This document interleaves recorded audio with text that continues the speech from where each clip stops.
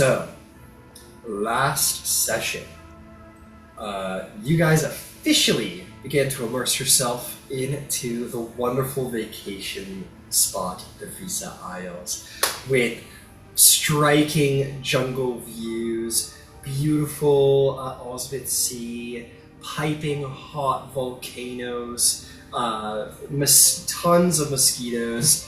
It's not great. It's not great, honestly. Maybe there's some beauty to it, but maybe it needs a resort. It needs a good resort. As for you guys, you have made your way through the island and came to encounter some of the ghosts, the spirits of this island, of these snake people. Luckily, due to the fact that you had, it seems, a spirit speaker with you, an archaeologist, he was able to talk his way past them. But for where there is a gain, there must be a loss. And in the night, you were ambushed by real serpent folk, not just the fake ones, but the real ones. Oh god, didn't like that. There we go. Yes, the Voscuris have attacked you, but you managed to come out on top as usual. No problem, baby.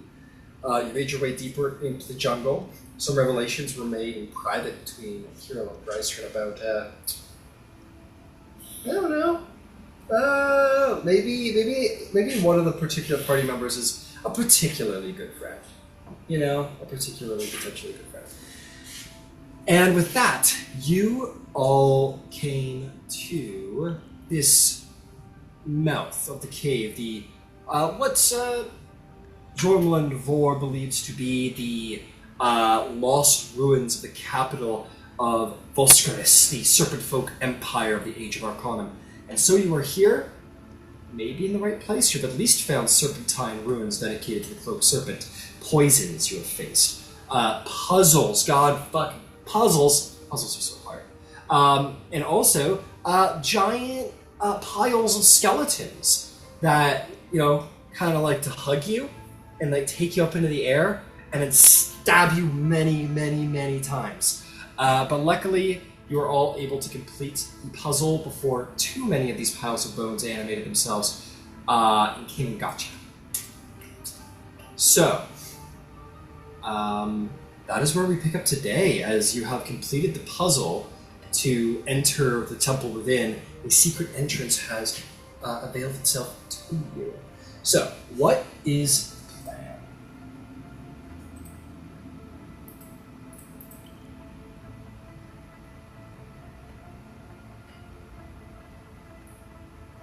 Beverly, I'll kick it off, sure, why not? Beverly will say, hey, you know how I threw my spear at you, Kiro, to try and save you, and it stabbed you in your... Oh, are you frozen? Can you hear my apology?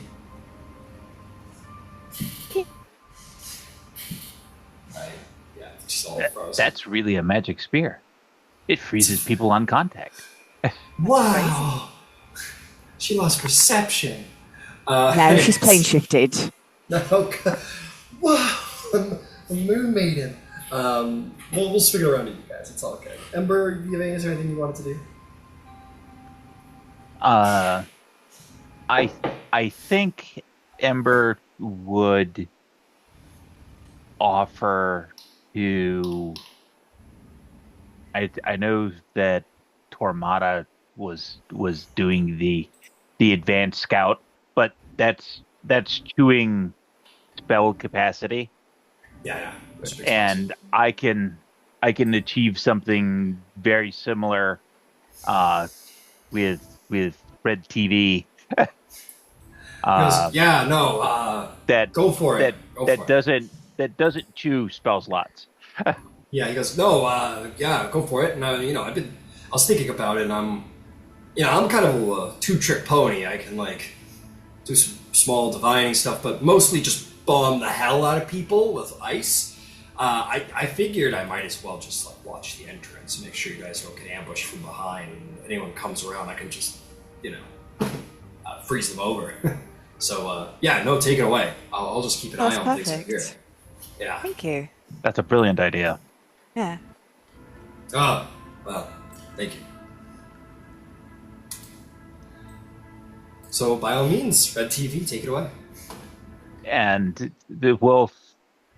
I want to double check. I can't remember if it's 60 or if it's 120. I think it's 60.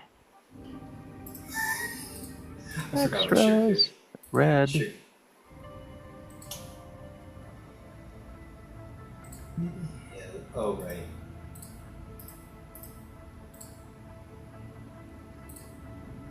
Yeah, blind sight. This 60. So, we'll we'll do the standard seal leapfrog of like 40 feet, and then we'll catch up and then leapfrog 40 feet. So we've got a little bit of bit of overlap. Understood. Yeah.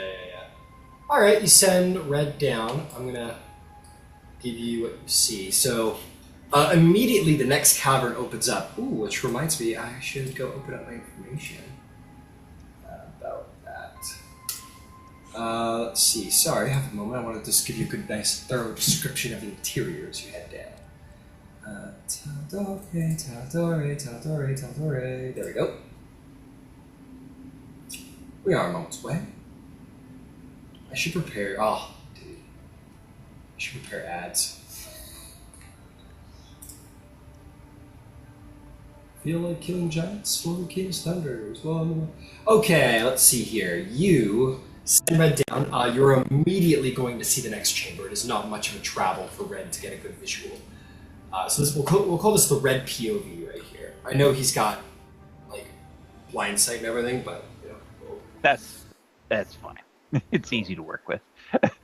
Yeah, I'll just give you a good, because immediately he sees the chamber. You can very much just sort of flutter into the middle, and you're going to get a nice full view. We're not going to have to worry about too much. You won't have to walk far at all in order to get this good visual. So, on the interior, let's see here. Let's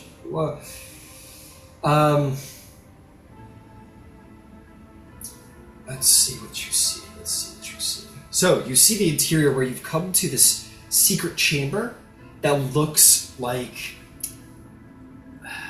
It's difficult to surmise, but it looks largely like a place of... It almost looks like a temple more than anything. It looks something like a temple and an entrance at the same time. There's a massive altar dedicated to the serpentine form, to skulls of humanoids long since past, preserved somehow. And there's also an entrance on the far side of the room at the top of a staircase that is half ruined, as there's been a large rock slide that has destroyed a great deal of the far side of the chamber. And that's kind of what you see. Okay. Well, we might as well proceed with all due caution and care. How banged up are we? I know some people took it really on the chin. Yeah, Shirku's like, well, the good news is it was bludgeoning damage, so it has not scarred my beautiful face. But the bad news is that it was a lot of bludgeoning damage, and it broke a lot of my bones in the process, unfortunately. I would like to look at Shirku and Kiro and Dreisrin and just do some healing. I don't know if our fighter types perhaps need a short rest. Shirku goes, I would love the chance to apply some bandages, if that works for all of you. Save some spell power, have a little break, if that's cool. I think a little break. Actually, that works just fine, because it would let me do a prayer of healing. Up to 6 creatures, so Sharku, Dycerin, Kiro, and I didn't get banged up by it because I was super mobile. Did you get tagged? I'm Okay. exhausted but unwounded. Okay. So yeah, we're gonna if we're gonna short rest, uh this'll this'll allow people to put some in their tank immediately in the off chance that we don't get a, a chance for a full hour. No, yeah, that's so wise. And So Amazing. wise. that's 14. Not a lot, but Hey, I can apply it to everybody who got dinged. toss that in there. I think Beverly's. She only got hurt a little bit, and this will fix her up. So great. Fantastic. Sweet. Kira says she's trying to get back in. Okay, cool. Thanks for the update. Okay, let me take her to max. It did help a lot.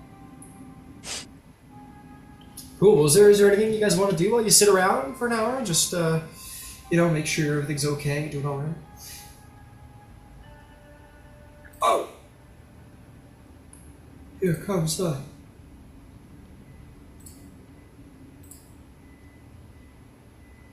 Uh, So I think we'd examined the room already. So it's heal up and press forward, yeah? yeah. Well, we'll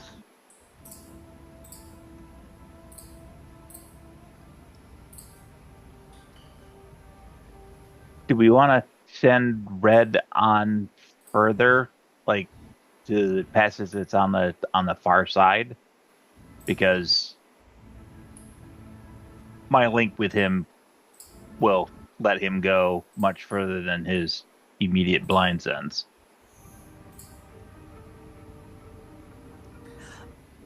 I'm going to let you be the judge of that. My initial thought is because he's so ephemeral, the greater the distance we could see, I would think the better. Okay, so that's what I'll do in the interim, Ryan, is I'll take my rest by watching TV. Nice. Amazing. All right, you gotta watch a little red TV as far as you can. Red finds this tunnel.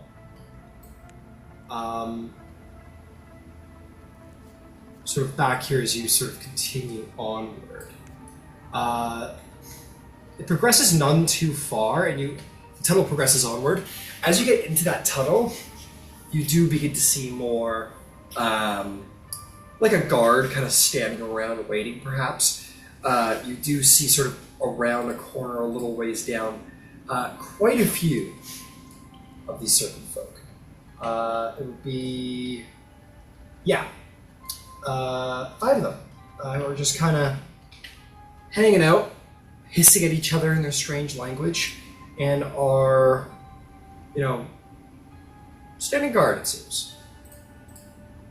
Okay, and once we've got that as an observation, I'll let Red eel his way back.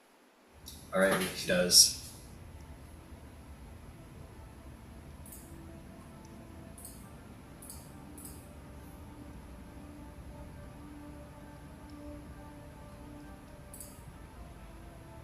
Kiro, was there anything from you that you wanted to get up to while we were waiting, while we're hanging out?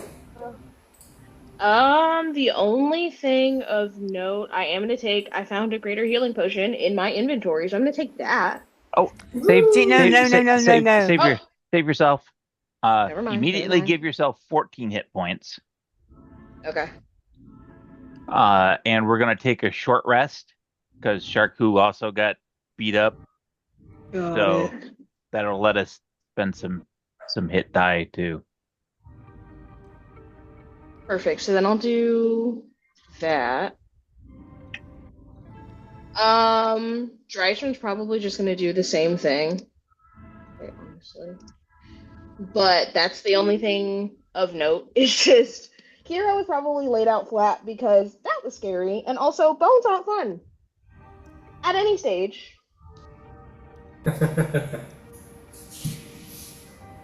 Fair enough, fair enough. Yeah, Beverly will have a moment. She'll be like, "Hey, Kiro, so you know how I like threw my spear trying to help you, and then I stabbed you in the leg? I wanted to say I'm really sorry about that. It was, I didn't mean to stab you. That's all." You're fine. I didn't think any of you meant to hit me. It just happened. Yeah. And besides, it all worked out okay. Yeah. Okay. Good. She yeah, she looks happy. From across the room, you hear, I absolutely meant to singe you. Ha ha! Puts her head back down. Kira Kira just actually kind meant of. to singe you. Oh, I know. Kira, like knowing that, Kira just kind of chuckles to herself, like, "Ow!" But also, she knows you didn't mean it. It still hurt, but you didn't mean it. That helps. They don't mean it when they hurt me, right? Right? Yeah. Oh, Never. hopefully, they didn't mean it. Listen, don't feel special. I hit Tormada too. Sorry about that. I'm gonna say he's just floated away everyone. at this point. Yeah, he's off. Yeah.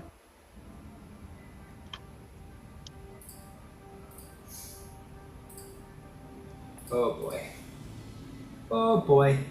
I'm quickly I getting know. a little Shirku stab block together here. Oh, Lord. Let's call him. He's a captain. He's alert. He's very alert. Great. Oh, He's legitimately a quick captain, though. question. Yeah, he's alert. He's got to be alert to be a captain, right? Great question. Did Drycerin get any healing? Because I did not. If so, I did not mark that off. We're having a short rest, so you can go ahead and. Oh, perfect. Yeah, roll away. Yes, and Tracer did. She got 14 points as well. Okay. Right. Okay, quick question. What are charisma feats? What feats give you a little charisma bump? I know there's Actor. leadership. Oh, actor. Oh, okay. Oh yeah, that's right. Warcaster does it now. Oh shit. Does it? Mm-hmm. Yeah, makes sense. Makes sense on Warcaster. And then inspiring leader. I think that makes sense. You know what? He's totally an inspiring leader. That's why he tells all these stories. It's because he wants to inspire you. Oh, It's great. It's great feats. Perfect. All right, we're good. There, Shirku Marine, ready to go. Let's stay. All right, sweet. So short rest is up. Yep, everyone definitely succeeds. You could roll hit dice if you need to. I should have said that earlier. Sorry, I got distracted. My bad. But yeah, you guys may do what it is you feel is best for you. Next, you all want to report down the secret tunnel? Yeah, nice and quiet and serendipitous as we can manage. I'm going to park Red at the mouth of that tunnel on the far side. Okay. Because I know that there's some snake nonsense going on in that direction. That way, if they show up,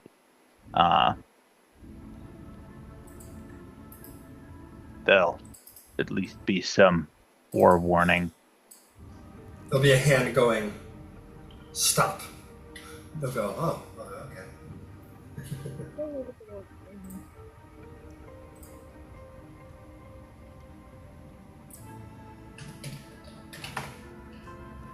Okay, you all progress downstairs. You're all going to see what you've already been told is down here by good old Ember.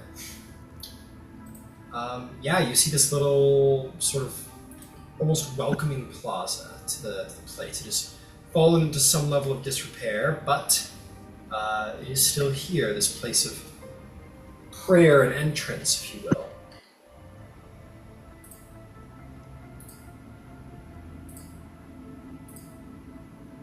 Did you all want to go stealthy? I think you were saying?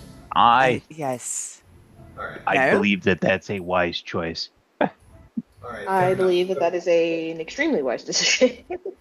Fair enough. Go for it, folks. Oh gosh.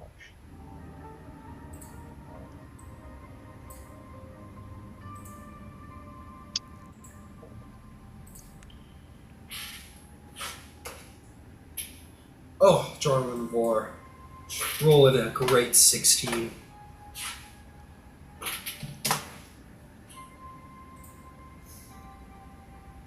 Come on, Shirk. Fuck, Shirku. Do not know what. Beverly. Coming in with a nat 20. Hard. Ooh. She's making up for past mistakes, it seems. I'm telling you, the Moonweaver, moving to the Moonweaver was such a good decision. Maybe. Who else? Who's got a roll for me? Kiro got a dirty 20. 30-20. Dreisrin was a 17. 17. Okay. Yvain has a 19. Nice. Remember? And I will be the least stealthy one in the group with a 14. With a It's not 14. bad. Hey, Shirku rolled a 6, so Oh. it's not a competition or anything, but If it was, he'd be losing though. No, it's like golf. Lowest score wins. If I can just say that when you are magnificent as these two gentlemen, it is hard to, keep it quiet. Oh, it is very hard, especially when you can feel your broken rib poking your lung every time you walk around. So it's my apologies. That'll do it. But alas, you're here. What now?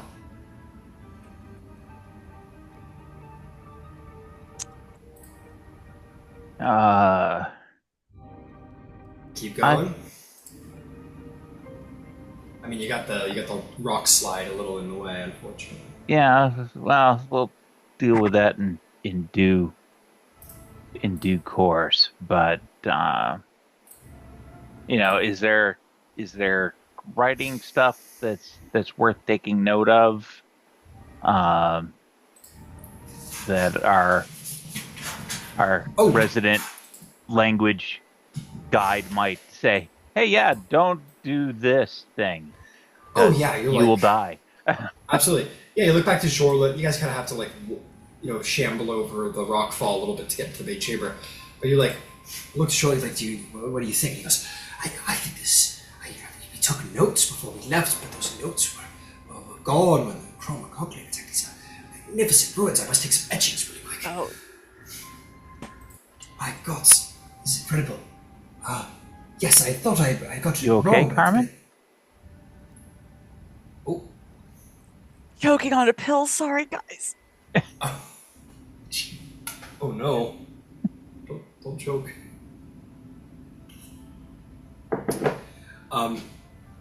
Jorlin just starts very stage whispering about how incredible these ruins are, and talking about the artistic formation and so on and so on and so on and so on. So you can see that they were not just magically advanced, but also architecturally advanced. Look at the serpentine windings of the pillars. How extraordinary. If only there was some kind of instant photo-based device of some kind. But that's impossible.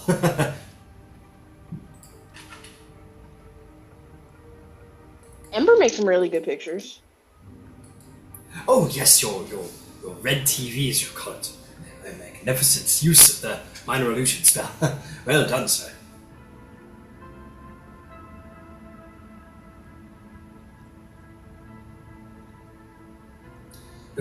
He'll keep going and be like, note how the singular nature of all the carvings. Did you know that the Volscaris serpent folk worshipped the cloaked serpent as a means to an end? For in their legends, the devotion towards the cloaked serpent was in hopes of being granted powers by the cloaked serpent, enough to have the ability to devour nightmares and enable them to gorge on the dreams, fears, and terrors of others around them until they grew large enough to swallow the cloaked serpent themselves, become a god, and then once their feasting continues onward, they would devour the remaining gods and finally the entire multiverse. This is the aim of all of the Volscaris, of all of the serpent folk people. They are very narcissistic worshippers. Very interesting. Okay, so I just want to be clear. They worship him, so he will give them powers to usurp him. Exactly. Much like how a mother snake cares for their eggs, and then when the serpents are born, perhaps down the line they may find each other and one will devour the other, perhaps very cold-blooded, very self-centered based worship.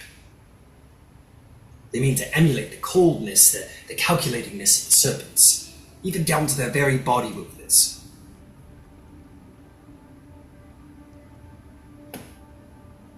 Fascinating. Oh, I couldn't agree more. Incredibly fascinating. There's no other culture like it in all the world.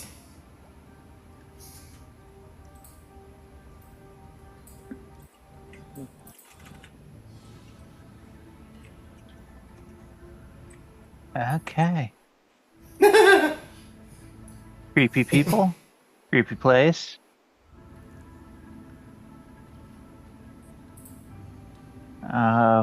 What's... We got more serpent motif stuff behind us.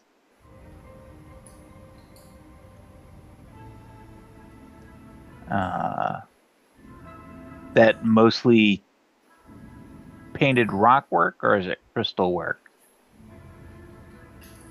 Yeah, if you look behind you, it's it does look that like some of it has been freshly painted.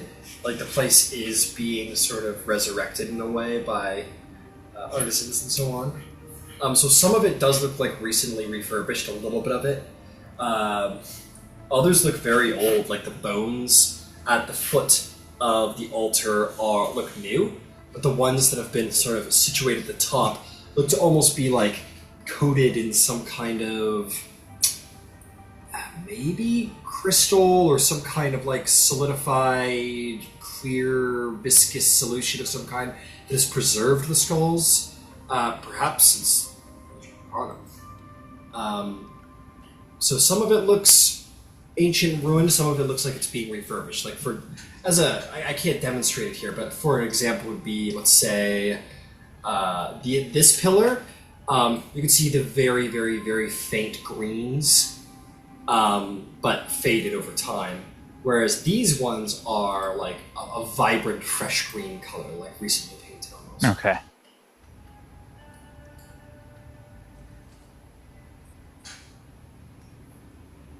I do appreciate a commitment to colour.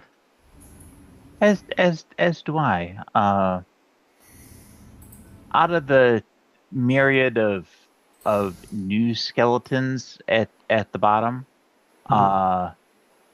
any humanoids? Yeah.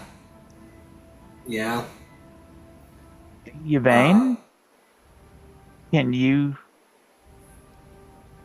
get a idea of whom?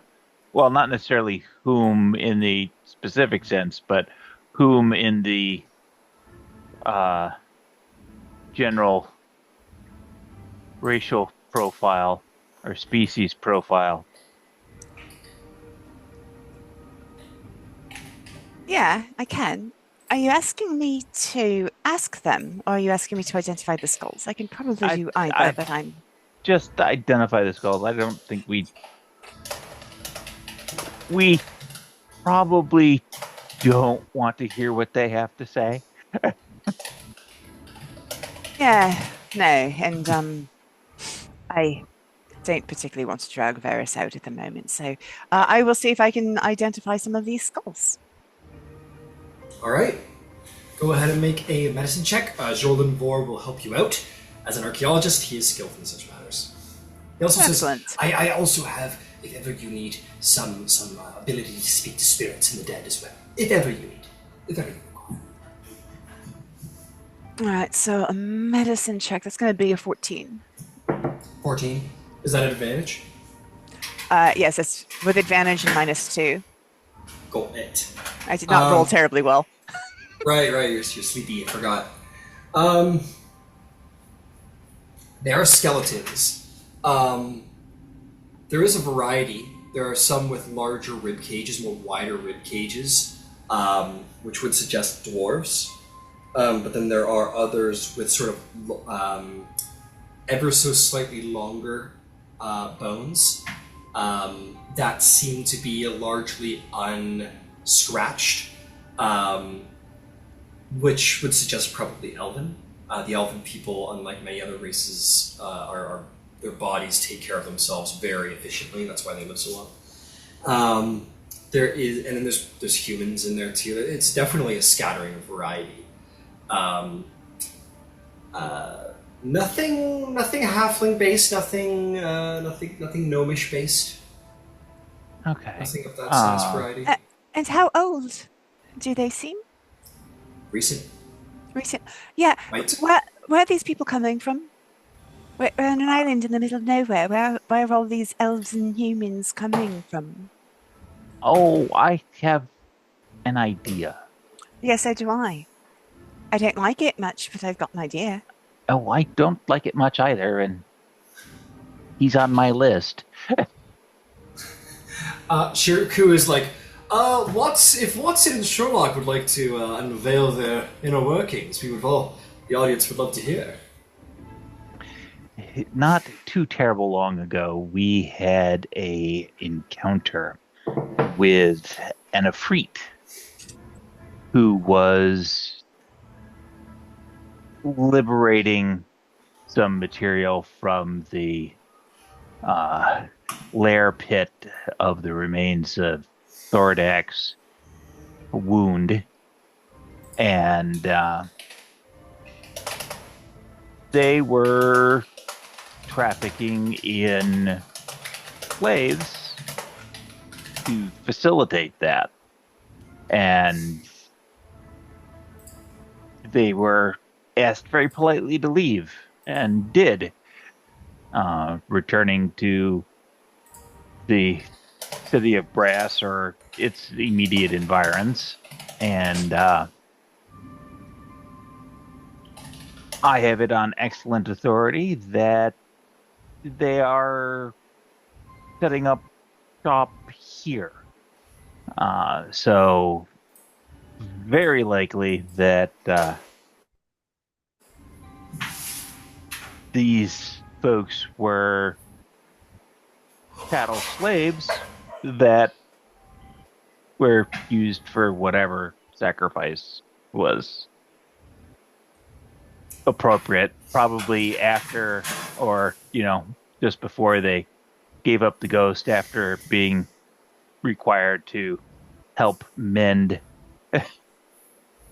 whatever they're fixing here in town. Oh, that's... Yeah, they all look around. They're like, Beverly's like, oh, that's a way smarter thing than what I had thought had happened here. That's way smarter. Good job. Oh, I figured they might have just been sailors who were passing by or something. No, that's way smarter than what I had thought of. There's too many of them that are recent, love. The Visa Isles are sort of out of the way. It's not really a seafaring destination, the people here don't seem to be hospitable. Fair enough. Plus, in pirate experience, you tend to steer clear of the islands filled with lava and fire. True. All very, very, yeah, true. Yeah, go ahead, Keeping. Elaine just wants to make a quick note in her journal of the bones, just roughly 3 dwarves, X amount of elves, X amount of humans. She knows it's not rough. She's not going to be terribly careful, but Well, I'll tell you what. Yeah, you idea. take note in your book, and I say as you're talking about this theory, Zorlin sort of collects a couple of bones and he goes, "No, I think you are actually quite free to use. Say these are fire genies, yes? Yes. Well, so here he'll show you some like foot bones that look to be somewhat like scathed on the bottom side. He goes, yes, no, this the barefoot nature of these people, and yes, the singe marks on the bottom of the bones would suggest that they were walking barefoot in a very high temperature place for long periods of time. So this would all point to the evidence that you're correct. Quite the deduction. Yeah.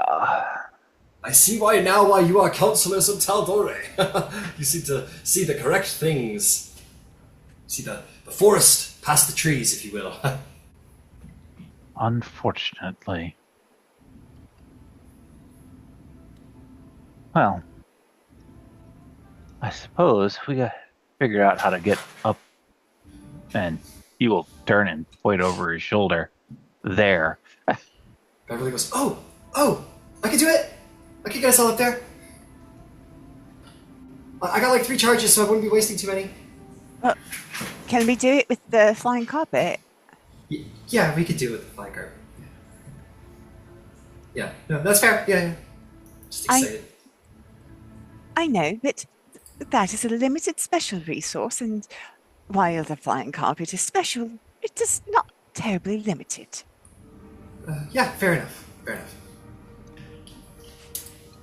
Cool. And then, by the power of the Ember Express, Ember TV, and Ember Taxi, you guys, one by one, will be brought up there. This trip is sponsored by Ember Van Dial. Yeah. Ember Enterprises. That's like, yeah. Who's going first? Unfortunately, it will be too short a trip, and there will be no drinks or meal service. These sorts of things happen. Alright, you managed to get everybody up there. As you get the last person up there, so I'm going to put you at the back here, Ember. This is probably like a little landing pad. You put the carpet away in your bag. Yeah. Beverly last. Everyone's just kind of chilling along up here. It's a bit of a condensed space. Yeah. Alright, you get to here. Okay, as you get to here and you roll up the carpet, I'll say those of you who are sort of up there on the ledge, you do hear sort of like... Actually, as you got nothing better to do, passive perceptions, not including Ember and Beverly because they're busy with the taxi service. 24. 24. Oh, okay, fuck it. Vane, you do hear some very... it's interesting. It's like the negative sound that gets you. Like down the tunnel, everything sounded very quiet, maybe like a little drip here, sound coming from the tunnel, just sort of ambient, wet cavern noises. And then it just kind of gets quieter. Like the dripping is still happening. Yvain kind of tags Ember a couple times and points to the cave and into her ear. We'll see that you tap Kiro, because Ember's rolling up his carpet down at the bottom of the landing right okay. now. Whoever's close. Yeah. Okay. Y'all tap. Party sort of becomes aware of what's happening. And through that awareness, there will be no surprise round. So I want everyone to roll an initiative. With big baddies. Not already. Oh yeah, let's get this game rolling. Let's get her going.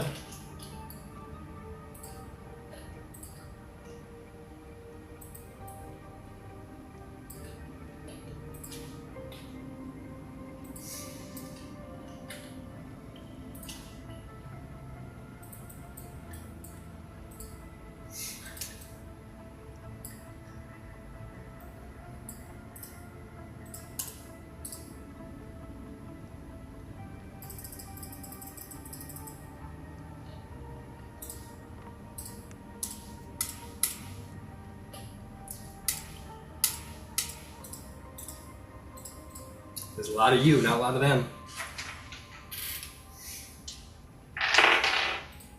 Okay. Fire blocks and stab blocks. Abomination.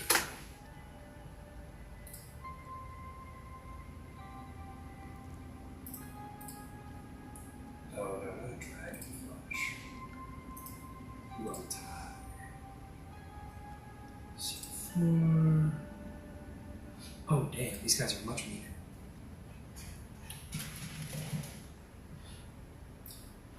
Okay.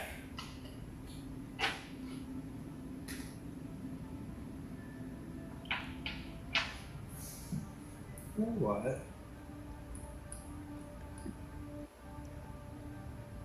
Let's just do it this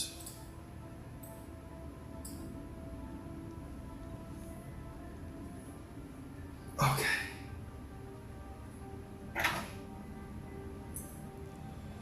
Folk roll. Man, we're really. Man, I kind of want to hand out stat blocks a little bit. Problem is, they're not very. Beverly doesn't have a very impressive one right now. Zorlin most certainly does not. And Shirku has a character sheet that is kind of been ramshackled together. So, all right, we'll just progress this time. However we can help. I just figured there's three of you, and I got all these stat blocks. I'm like, hey, I might as well. Problem is that they're for me, and I know what they mean, and they're not correct for what they do, right? Like Beverly still looks like a fully capable paladin, but she is not. She is still fully capable. She's just. She isn't very much still fully capable. She's just Oh, transitioning. Man, I got cancelled. That was so fast. Yeah, she's transitioning, right? Plus, again, she's pulled off some very impressive things. It's No, true. this group is fiercely protective of Beverly. That's all I've noticed. I think that's maybe why Tormada didn't work out. Maybe he was a little too critical of Beverly. Oh no, because he said, I'm following her. I was like, Kiro in-game was like, wait a minute. The fuck? Something has disturbed the force. Yeah, no, Yvain didn't like it either. Just... Yeah. Oops. Because here's the thing. If you follow Kiro, I'd be like, that's actually a really smart decision. I wouldn't blame you. Beverly? Beverly's up my baby. Oh. Well, also, I just feel like out of everyone, she would have the most wholesome. Like, you're not gonna find dirt following her. Yeah, she literally went to church and donated to the clergy. And donated to pay penance and then went home. Yeah. No, she doesn't know why she's paying penance. No. She's just generally sorry. She's just generally more remorseful for not living up to a standard that she doesn't know what it is yet. I don't know She why just I did feels this. inadequate and she's begging forgiveness. Well, considering Bahamut took her paladin powers away, that might be a reason. Oh for yeah, that. no, he's on a list. Okay. He's on a list for that too. Okay, let's get this initiative going. Who rolled a 20 or above? I got a natural. Kiro got a natural 20. Plus 2 is 22. Nice. Who rolled a 15 or above? 19. 18. Drycern got an 18 as well.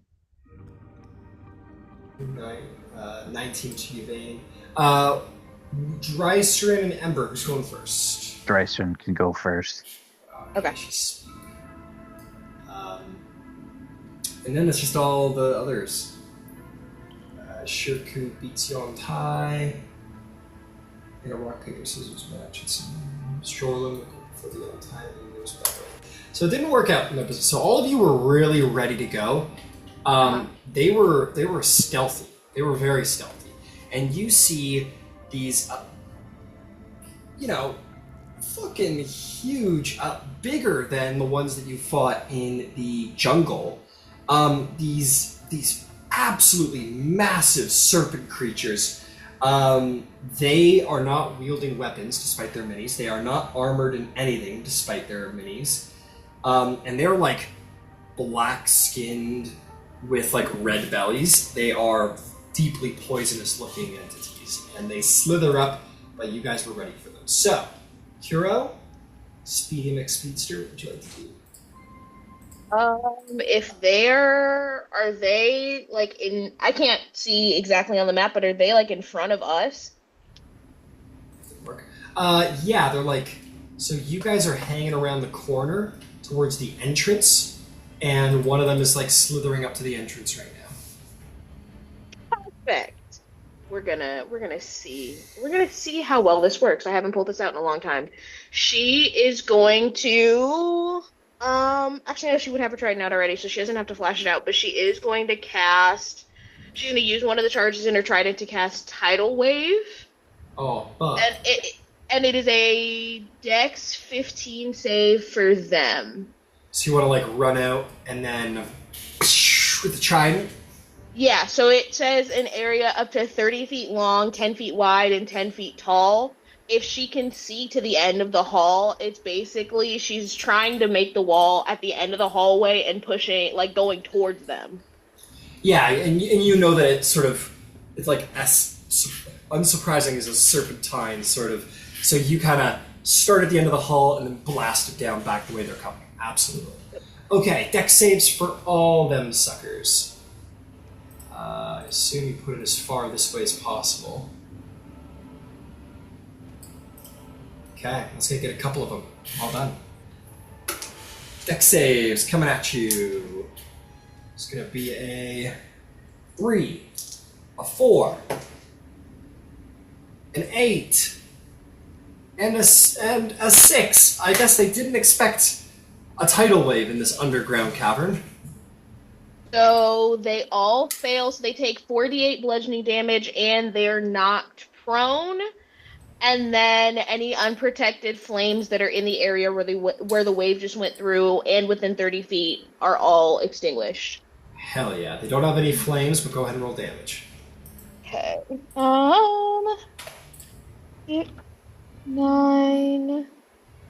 9, 10, 11. 11 points of damage to all of them. Nice. And then they're all knocked prone. Yes, they are. Ooh, bonus action. Do I have anything? And then, actually, because I've also never done this before, we're trying new things today. As a bonus action, can I, because the tidal wave spell was a charge that the trident has in it, like it's a spell that's saved inside of that weapon, can I then cast a spell or no? Unfortunately not. The power and the knowledge of the spell is coming from the weapon, but it is you who is exerting your will to do it. Okay, that's fine. If I am not at the front of the line, then I want to kind of move to the front of the line just so I can kind of be between all of the giant snakes. Why is it always snakes?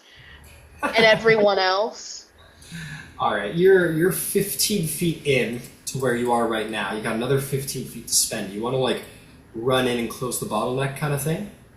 Yeah. All right, running in. All right, very brave. And you run right up to the first guy. So you got a bonus action left. Lovely. I don't think I have anything for a bonus action. Am I in melee with the guy that I ran up to? You surely are. Perfect. And that's exactly where I want to be. Great. Amazing. Okay. Yvain, Kiro very bravely has charged down the front line. What do you want to do? Yeah, so I see that. Let's see here. All right. What kind?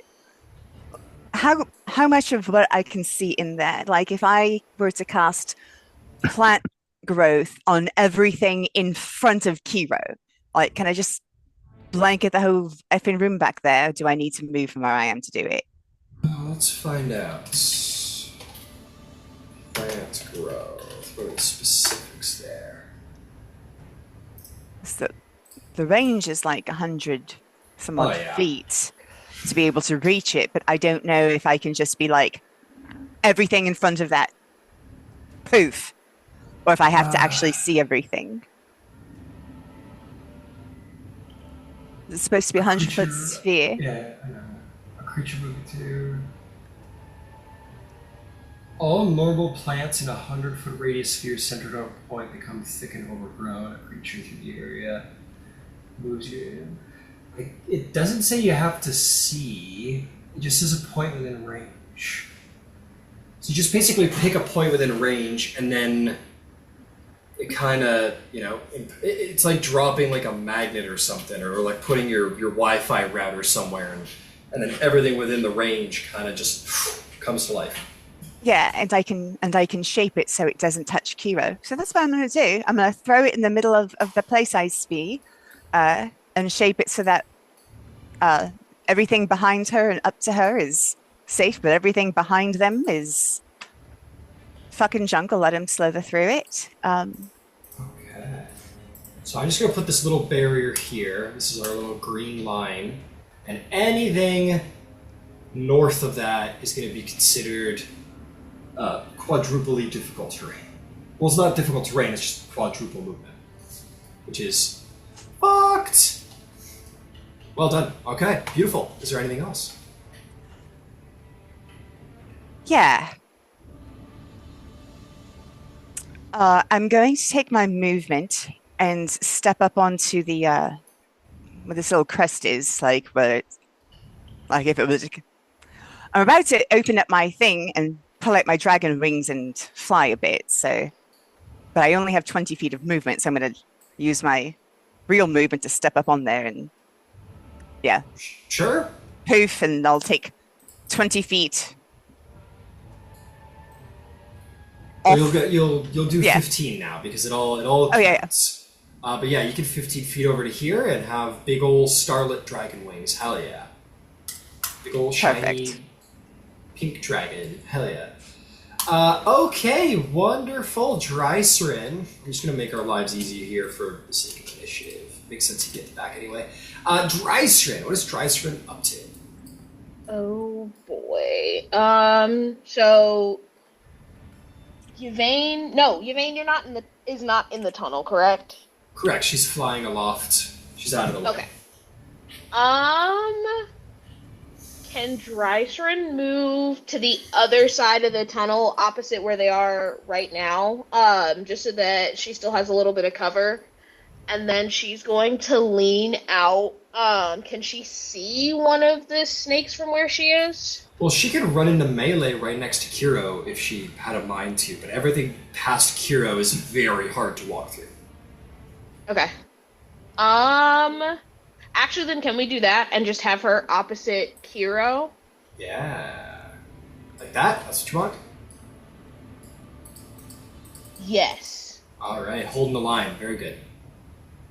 Are any of the snakes in range right now? Yeah, absolutely. It's prone, too. Lovely. Then she is going to take 2 spear attacks for right now. Oh, gosh. +7. The lower one is a 16 to hit. That will hit. And then the higher one is a dirty 20. That'll hit as well. Ooh.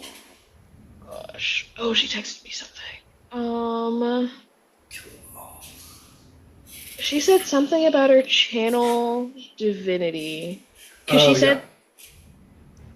Oh, gosh.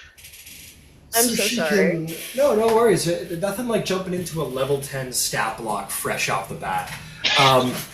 No worries. Allow me to, if you're cool with it, provide you a little guidance.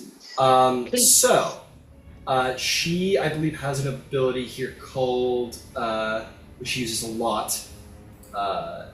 Here it is. Where are you? Scroll, scroll, scroll. She's got innate. Wait for it. Elemental attunement. Yes. Start of her turn, she could spend a focus point and basically become a badass, like, elemental fucking monster. And her unarmed strikes would be extra powerful. Oh, yes, that's the thing that she told me about. She had me save the text. That's what I wanted to do, because she said she can attack 2 turns. So you said it's unarmed strikes, right? Yeah, they gotta be unarmed strikes to be useful. So she can, like, smash her fists together. She can choose probably lightning or thunder, because they work with her channel divinity.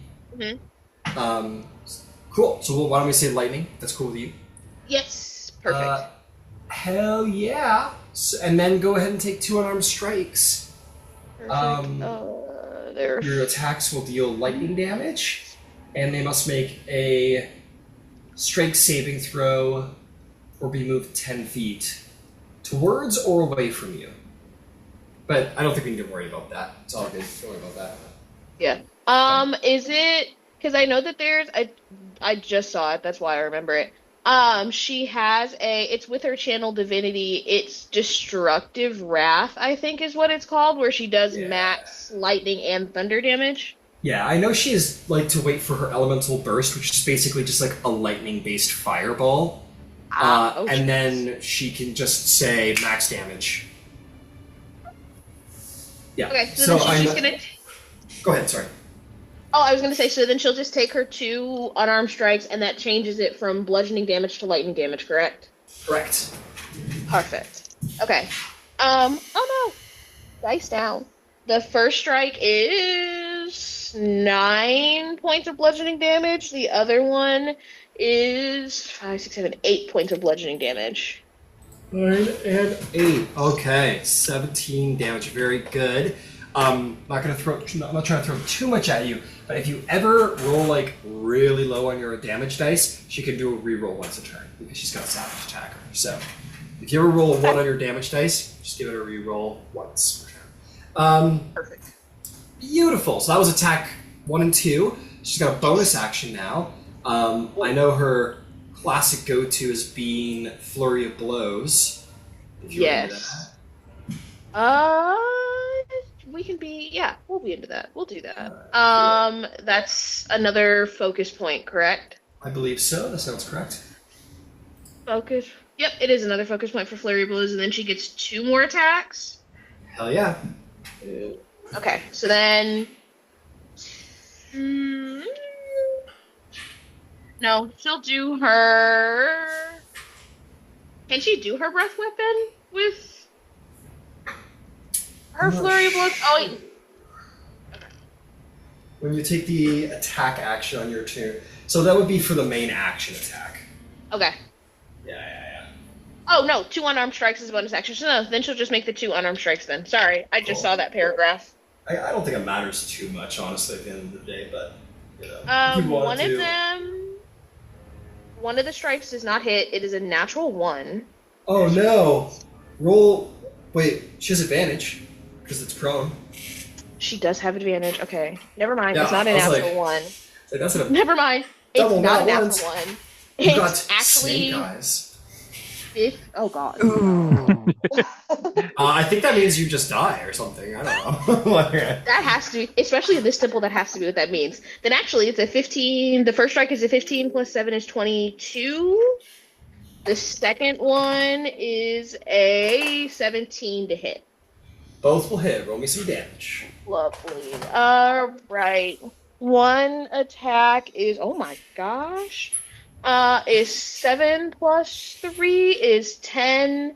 And then the other one is 4 plus 3, which is 7 more. Dear God, she hits like a freight train. Yeah, I feel like my turn has been like 20 minutes. Yeah, that's the... But you're good. You're totally good. Okay. Yeah, just Fight back, come on, motherfucker! Just going off. Very well done. And that'll be Drycerin, I believe. Yes, that's all the things. All right, Ember, you stick that the end of your carpet in your bag of holding, and you hear violence. What do you do? I will move 30 feet up the stairs. 5, 10, 15, 20, 25, 30 gets you to right there, friendo. You have just a little bit of visual here. You can't see the... Okay, go ahead, sorry. That's okay. And as a action for me, I will take a dash so I can move by the rail, but in front of the tunnel mouth. Fair enough. And just so you know, you do have some visuals. You can you just can't see what Kiro and Drycerin are fighting. You can see a little deeper into the tunnel. That's fine. Okay, cool. All right, you dash right over to here. How's that? That's perfect. Excellent. Red, as an action, will assume gaseous form. Okay.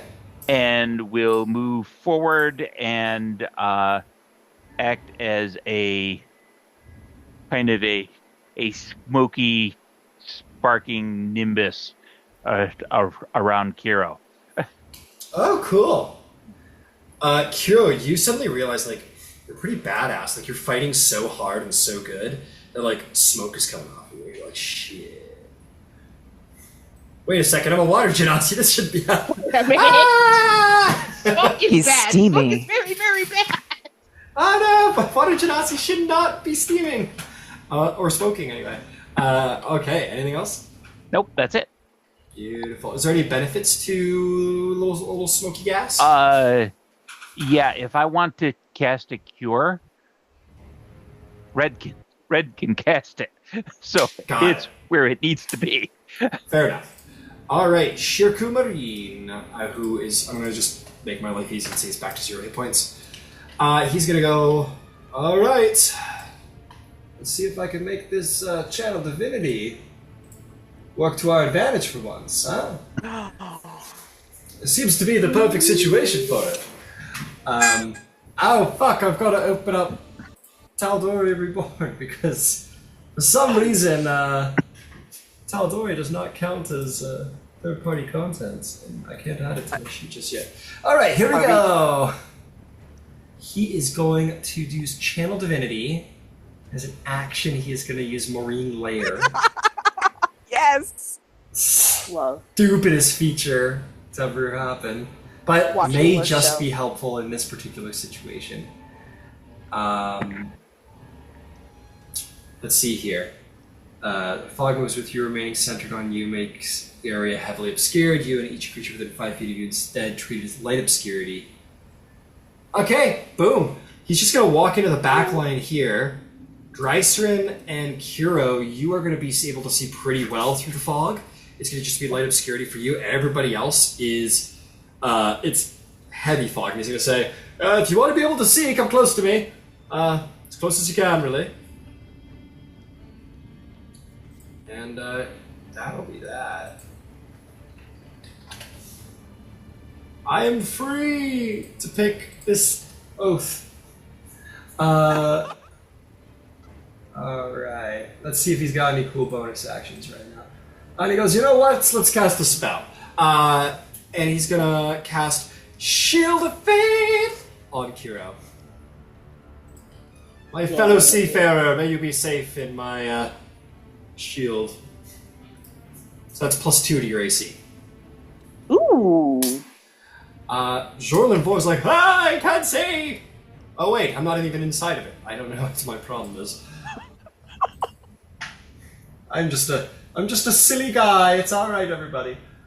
You know what? I'm gonna stay here, and I'm gonna stay nice and out of the way, because you are all so skilled, and I have failed to be very helpful in the last battle. And that's gonna bring us to the Yuntai Abominations. They stand up. Haha. This welcome. one's like, I can't fucking see. What the fuck am I supposed to be doing if I can't see? I got 20 feet left. I'm gonna go this way to make some room, and that's all my movement. Fantastic. This one is gonna use all his movement to go right here. 40 feet of movement. There we go, folks. Yeah, they're all gonna just move 5 feet, because that is what that kind of terrain does to you. You know, you're a little 5-foot mover. Especially after being knocked over. This guy is able to move a whopping 10 feet, because he didn't get knocked over. But alas, it's too much of a traffic jam, and it doesn't matter. The plant growth. Sorry? And the plant growth. Yeah, that's what I was accounting for. Oh. Hey, Matt. The two that are in front, did they move into range? Well, no. I guess they were already in range of Kiro and Dryson, right? This one was already in range. This one has entered the melee range. Ah, okay. And considering they can't see, they're going to do what they can here, which is going to be opening their mouth and spraying a vile poison at you guys. Nothing like a AoE to compensate for complete blindness. So it's going to be... How big a cone is that? That's a big old 30-foot cone. Alright. I need Ember, Shirku, Hero, and Drystrom to all roll con saves.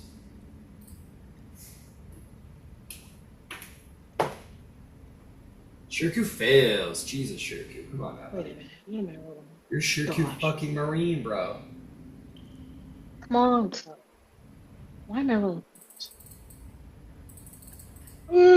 Oh!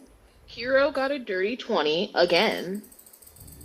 Today's a good day for her. Nice, that's a save. How about you, Ember? Ember or red? Oh! Well, that's a good point.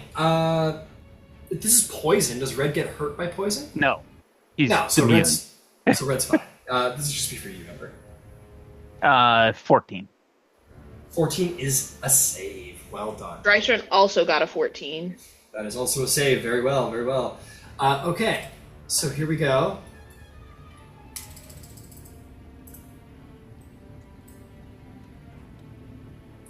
That is going to be 17 points of poison damage to my failures. Shirku maintains Shield of Faith. So, sorry, I'm just going to mark out Shirku here, 17. My successes are, let's see, that's going to be 8 points of poison damage to successes. Which I believe is everyone except for Shirku. Great. Shirku is blinded. I got fucking sick! Oh no. And my body feels bad. Don't worry, give me a minute. I'll take care of it. I'll fix it. I'm a paladin. The one next to him is going to do the exact same thing. I need another round of con saves for everybody.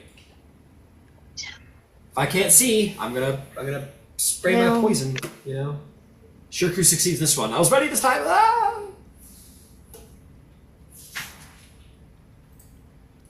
How did we do? Call him out. 19. Success.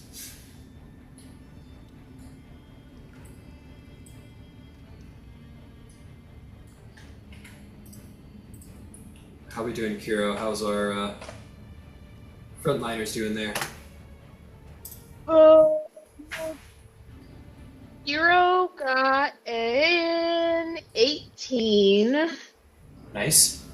Dryson got a 19. Oh, look at that. Nice! Everybody succeeds and will take only 9 poison damage. Yay!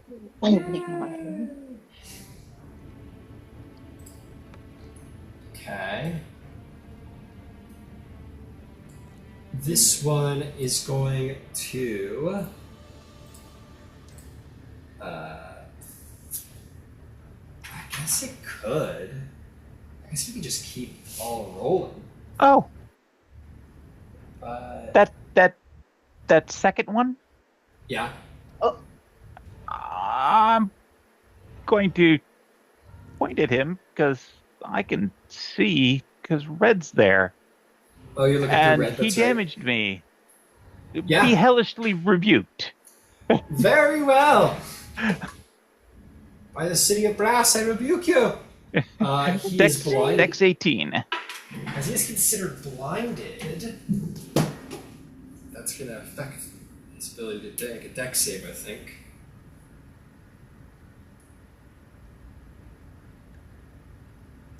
Attack rolls at disadvantage. No, surprisingly, blind doesn't affect dex saves. That will be a 17 to save. Does not save. That'll be 15 fire. 15 fire. All right, well done. Oh yeah, and sorry, I have reactions from both Kiro and Dreisrin. Kiro, the second one that goes, as soon as he goes, she hits him with she swings her trident like a baseball bat. For a two-handed strike. That's not an advantage. I'm rolling 2 dice. It is not 20. Okay. Oh shit! Yeah, you have So not advantage only on can these. he. That's why I was rolling 2 dice. Hell yeah! Yeah, no. So nat 20. So not only can he not move. 8, 4, 12 plus 6 is 18. Plus 7 is 25 points of damage. Ooh! Ow, dude. It's rude as hell. Yeah, that hurt pretty bad. Don't. And then Dreisrin, of course, not to be outdone. If that one's not dead yet, she'll hit him with a Wrath of the Storm. Wait, is he within 5 feet of her? These are reactions? Yes. Okay, yeah, they're within 5 Wrath feet. of the. She has a. I think it's a Dragonborn thing, but she has Wrath of the Storm as a reaction. When a creature within 5 feet of you that you can see hits you with an attack, you can use your reaction to cause the creature to make a Dex saving throw, DC 14, or it takes 2 lightning or thunder damage, half damage on a success. Got it. So it didn't make an attack. Attack is like... Yeah, this was an AoE. Never mind. A great thing to keep in mind, though. Well done. That was sharp. Good job. Yeah, Hellish Rebuke is written differently. It's damaged me. Ah. It's a allow me to return the favor. Yeah. Okay. Oh wait, so then never mind. So then negate Kira's thing too, because it says with an attack, and I did not realize that was an AoE. I completely missed that. Sorry, my bad. No worries. How much damage was that? 25, I think you said? 25 was the damage, yeah. Okay. Let's see. So, number 3... Oh, you have to be able to see it. Well, that makes things easier. It's going to do the same thing. My buddies are all immune to poison, so I'll just spray it right at them. This is going to be not for Ember, but it is going to be for Dreisrin, Shirku, and Kiro. Roll me con saves again, please. I don't like these guys. Yeah, I got backup tools in their kit, you know? Oh no.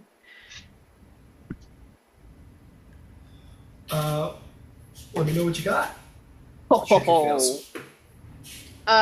Kiro has an 11. Dreisrin, I'm sure, passes with a 14. Actually, I don't know. Dreisrin just passes. The other two of you fail. That's going to be 21 poison damage, and you are blinded and poisoned. Okay. Dreisrin will take 10 poison damage instead. Okay. Hey, Shirku, how are you doing? Are you getting fucked up there or what? Me? Shirku loses Shield of Faith. He finally loses concentration. Now the +2 AC is gone, I'm sorry to say. Okay. Okay. Let's keep going down the line. Let's see. We got Boy, oh boy. fella number 3 over here. Can he reach Yeah. you? Oh, fucking look at that guy. Nah, he's too far back in the cave. It's just gonna hit a wall. Got anything else there, buddy boy? Ooh. Well, he's running out of movement. I guess he could do that. It's kind of cool, but he's out of movement, so there's no really point. Yeah, he's gonna. You guys can't see what's going on here, so don't worry about all this. Don't worry about all this. This is not your concern, you know. It's not your concern at all. Don't know Okay. Okay. Okay. All right, that'll bring us to Beverly, who goes, my oh my, like, gee willikers, Batman. That's gonna be, she's gonna run in. She goes, oh, that's very foggy, okay. Here we go. Line in the mist. You know what? I think she probably is second guessing herself, actually. She's just a girl with some magic items, and that's about it. Yeah. She's gonna stay back. Yeah. She'll give it to the, yeah, she'll throw the spear if she sees anything dangerous. Yeah, you see her, like, run up to the edge of the fog and kind of just, you see the uncertainty on her face, and she just kind of reluctantly decides to just, like, be Jorlin Vor's protector and just kind of stays put. That's going to bring us back around to Kiro. Kiro, you can see just fine. You have advantage on all these big old snake boys. What do you do?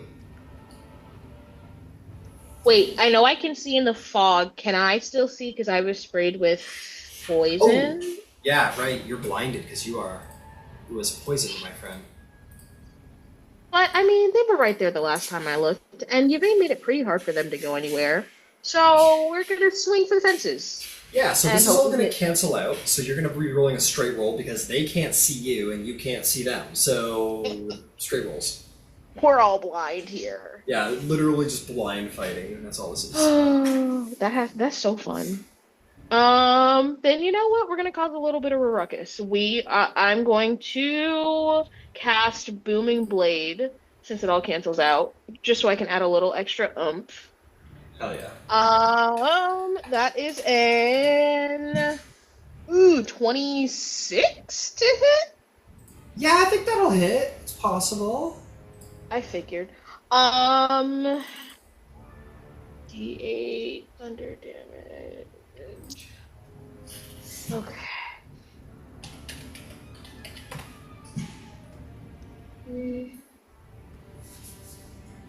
Okay. The first one is a 9 plus 4, 13. Actually, no, I can re-roll that. So 14 plus 4 is 18 points of damage. Ouch! Alright, 18 points. Well done. Swinging for the fences. Yeah, keep going. And then, just in case, because I feel like this'll pay off, bonus action, she is going to cast Armor of Agathis on herself. Ooh. Just because, you know, they seem like they want to fight. Fair. Action, bonus action. She's actually not going to move. She's going to stay exactly where she is. That's very fair. Okay, well done. At the end of your turn, you may now roll another con save to try and end all of these mean effects on you. Please. Ooh, 17. I think that will do the job. You are no longer blinded or poisoned. Good job. Yay, I can see. I can fight. Okay, beautiful. That's going to bring us to Yvain and Happy. What do you do, Yvain? It is suddenly very foggy over there. What's the plan? All right, well. I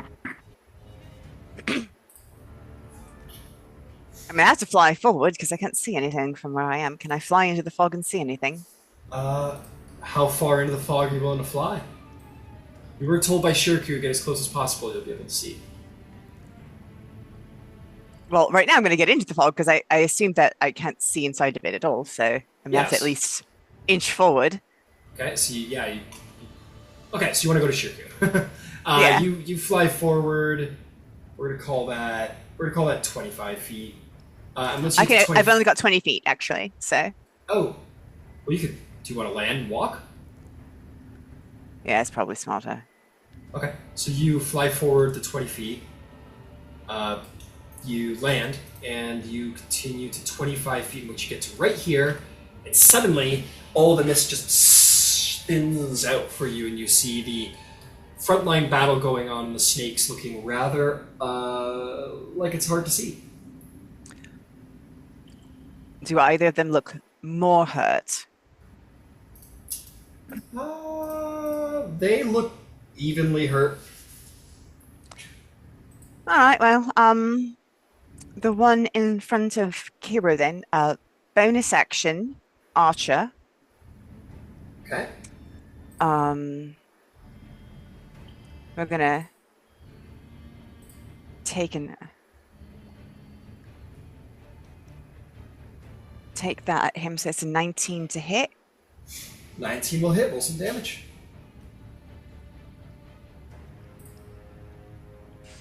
That is 11 radiant damage. And then we will follow up with a guiding bolt. Okay. Go for it.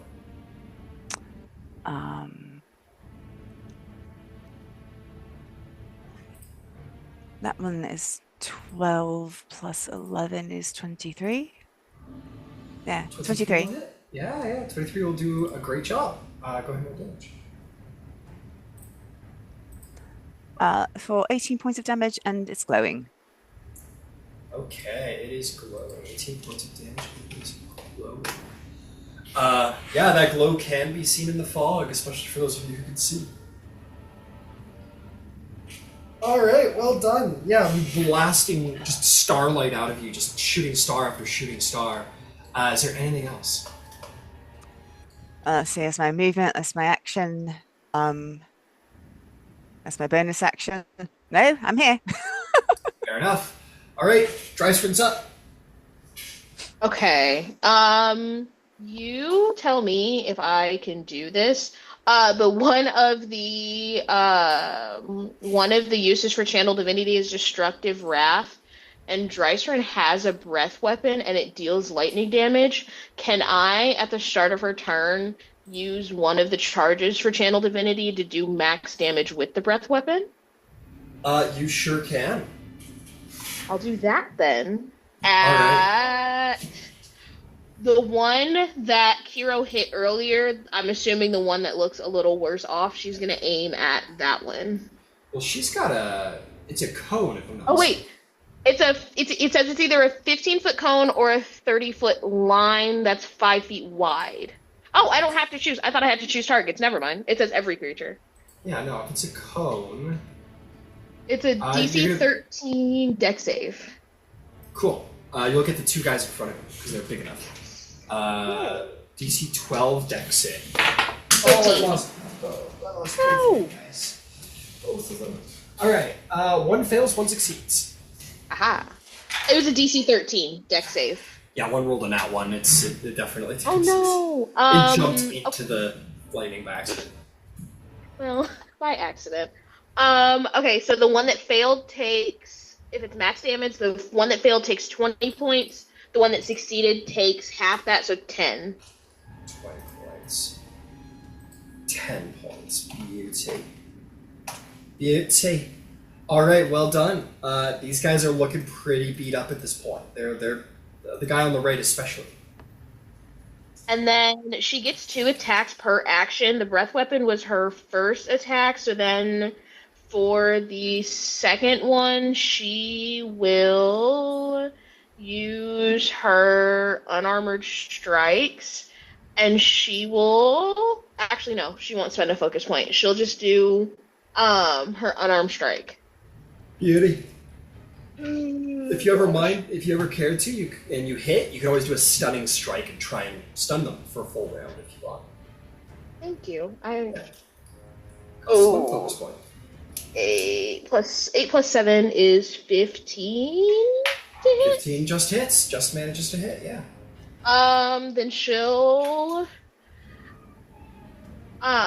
do damage, and then actually, that's an 8 plus 3 is 11 points of damage, and then she will spend a focus point to do stunning strike then. Beautiful. Let's see if it survives the con save. That is... I think it's going to with a 22, unfortunately. Yeah, it does. All right. You got a bonus action. How do you want to spend it? Oh, boy. You know what? Flurry of blows. Why not? Flurry of blows. Why the fuck not? Go for it. Why not? 2 more unarmored attacks. The one that looks worse off is the one that she's gonna focus on, just to see if we can't just knock him down and out. All right. The 5 is 12, which I don't think hits for the first attack. 12 does not. The second one is 16 plus 7, which is 23, which I am very sure hits. Oh yeah, me too. For 5, 6, 7, 8 points of damage. You'd say. And then that's it. All right, that's it. Well done. That is going to bring us to Van Zyl. What would you like to do, Ember? Let's see. Yvain went into the cloud of ick. So she's somewhere in front of me, but Red can see. So yeah, we're just gonna summon up a. Take a look and see what. I only got the one there. I think it's firebolt time.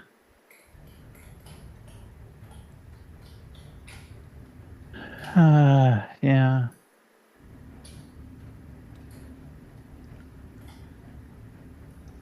And I might as well fish to see. Now, how about a 28 to hit? Yeah, that might hit. It's possible. Yeah. I can see why. And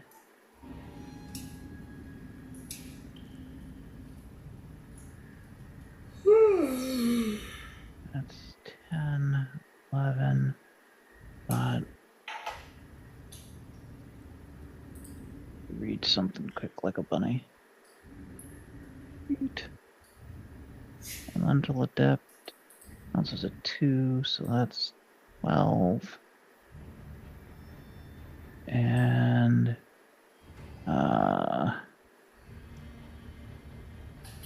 there's some wrath. I'm gonna look and see how much wrath is.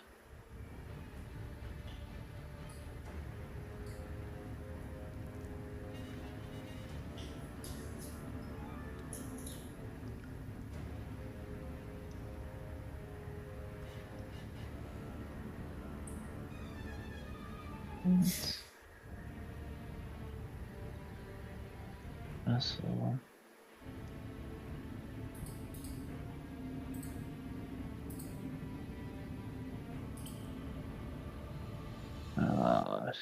Additional 4. So it would be 16 fire. We'll take the one in front of Dreisrin. Got it.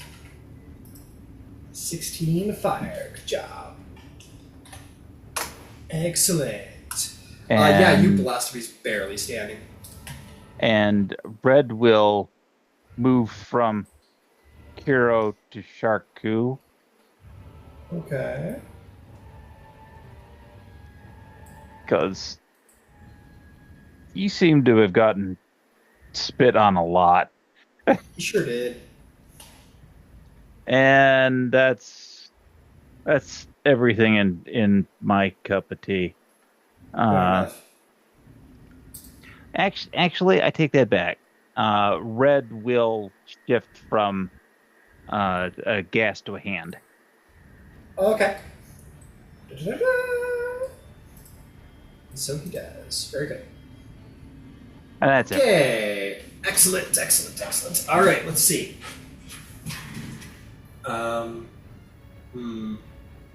Shirku. Everyone you can see within 60 feet, eh?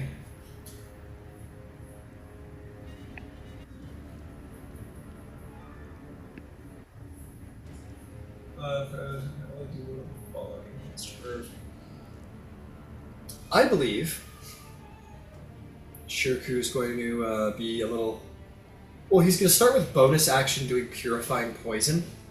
So he is going to spend 5 lay on hands points to be able to see again and fight again and no longer be poisoned. And then he is going to raise his sword into the hand and he's going to say, "You are all slaves to your evil master and to your ways. Flee from me now, for I am truly free." And he is going to use Channel Divinity Abjure Foes to anyone he sees within 60 feet and attempt to frighten them all. And I think, sight-wise, I would give them all of them. So I'm going to roll a bunch of wisdom saves now.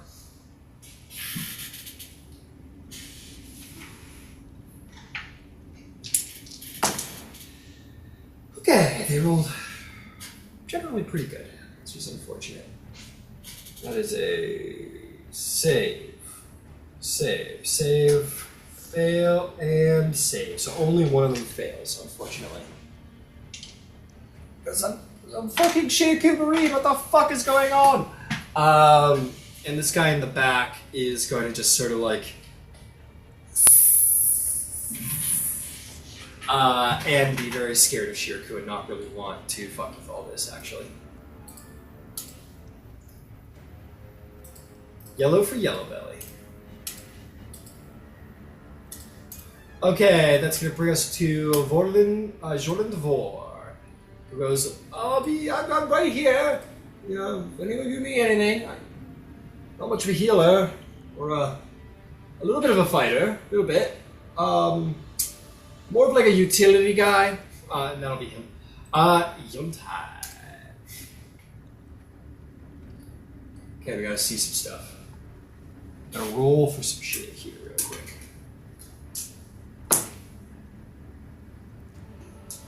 Unfortunate for you guys. This guy in the back and this guy are recharge their poison spray and they're just gonna do it again. They can't fucking see, so why the fuck? I need a con save. I need 2 con saves from Kiro Dreisrin and Shirku, and I'm gonna need 1 from Yvain and Ember. So 2 separate con saves, right? 2 separate con saves for my 3 frontliners there. Got it. Shirku succeeds on both this time around. Kiro's, the lower one, is an 18. Okay, you succeed both. Excellent. Yeah, Shirku succeeds. Dude! Shirku's a fucking super cool paladin. It's a +5 to saving throws to anyone within 10 feet of him. Oh. Yeah, forgot about that. Wait, I'm sorry, I missed it. You're good. You saved anyway, but it's +3 to all saves while within 10 feet of Shirku. Then Dreisrin +3. Her lower save is 5, 6, 7, 8, 9. The 9 will fail. And then the other one is a 15. 15 will succeed. Okay. So fails 1, succeeds 1. Got it. 22. 22 is a save. Ember? What'd you get, How Ember? much you roll for happy? 14. 14. You save as well. Okay, so that is going to be. I think all of you saved on this first bout, so that's going to be 8 points of poison damage to everybody. Yeah. Why does Shirku have no damage down there? Oh. Yeah, it's definitely not. I'm gonna just take him up to 30. Poor guy. Yeah, I forgot to keep track of it. That's so weird. Okay. Actually, I'm gonna check something. Okay, no, it should be working. Okay, and as for the second, this will be the one that Drysrin failed, and everybody else succeeded. This is 21, reduced to 10 damage for everybody except for Drysrin. Drysrin is blinded and poisoned. Drysrin is... That's fun. Shirku is bloodied. Blinded and poisoned? Correct. Okay. Hey, Brian. Yeah. The one who spat at Ember. Yeah. You should make a deck save DC 18. Got it. Damn, that'll be just it. 18, 15 on the dice. Okay, well, you can still have 7 points of damage and like it. Fair enough. He is very, very, very hurt. Maybe 1 or 2 more blows is going to take that guy down. He's super bloodied. This guy over here did not get his weapon back, so he is going to do something very different. As Drysrin's like blinded and like rubbing their eyes, but the poison is like killing their ability to see. She hears a around her, and suddenly the body constricts around her. And she needs to make a strength saving throw to see if she can quickly pull herself free.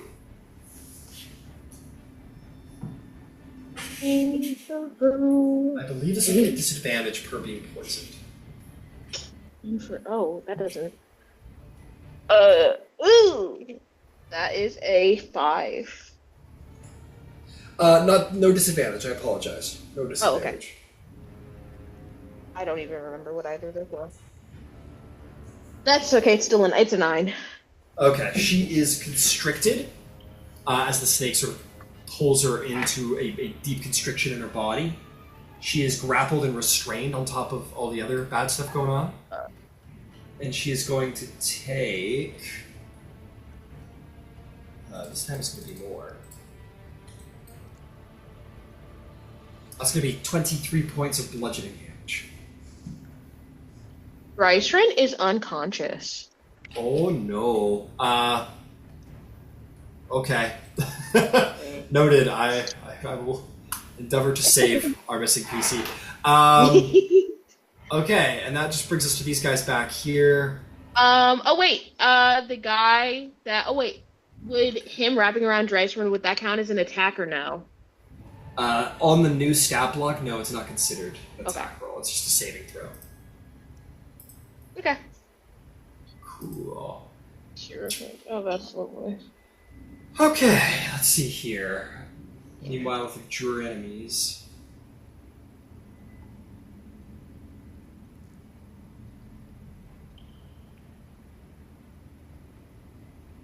Oh, also, nobody can be frightened while they're in his aura protection, but I'll don't about that. It's fine. Oh! Hold up. Wait a minute. So, as it tries to grapple Drysrin, its body just sort of slicks around her and is unable to grab her as she's inspired by Shirku, and he just gives off an aura of like liberty and freedom, and she will not be bound. So that 23 damage does not happen. She's fine. Okay. Forget I said that. So She's she's just such a still blinded and poisoned, correct? Correct, yes. Okay. Got it. Okay, that is going to bring us to Beverly. He's like, oh, they're all in there. Okay. She will charge in. Bump into something. Be like, oh, I can see. I can fight. And she is going to, she doesn't sound like that, it's ridiculous, but it makes me laugh. She'll just use all of her movement to sort of get up here, kind of defend Mama Yvain, and it's gonna throw her spear, because fuck it, what else can she do? She'll have advantage.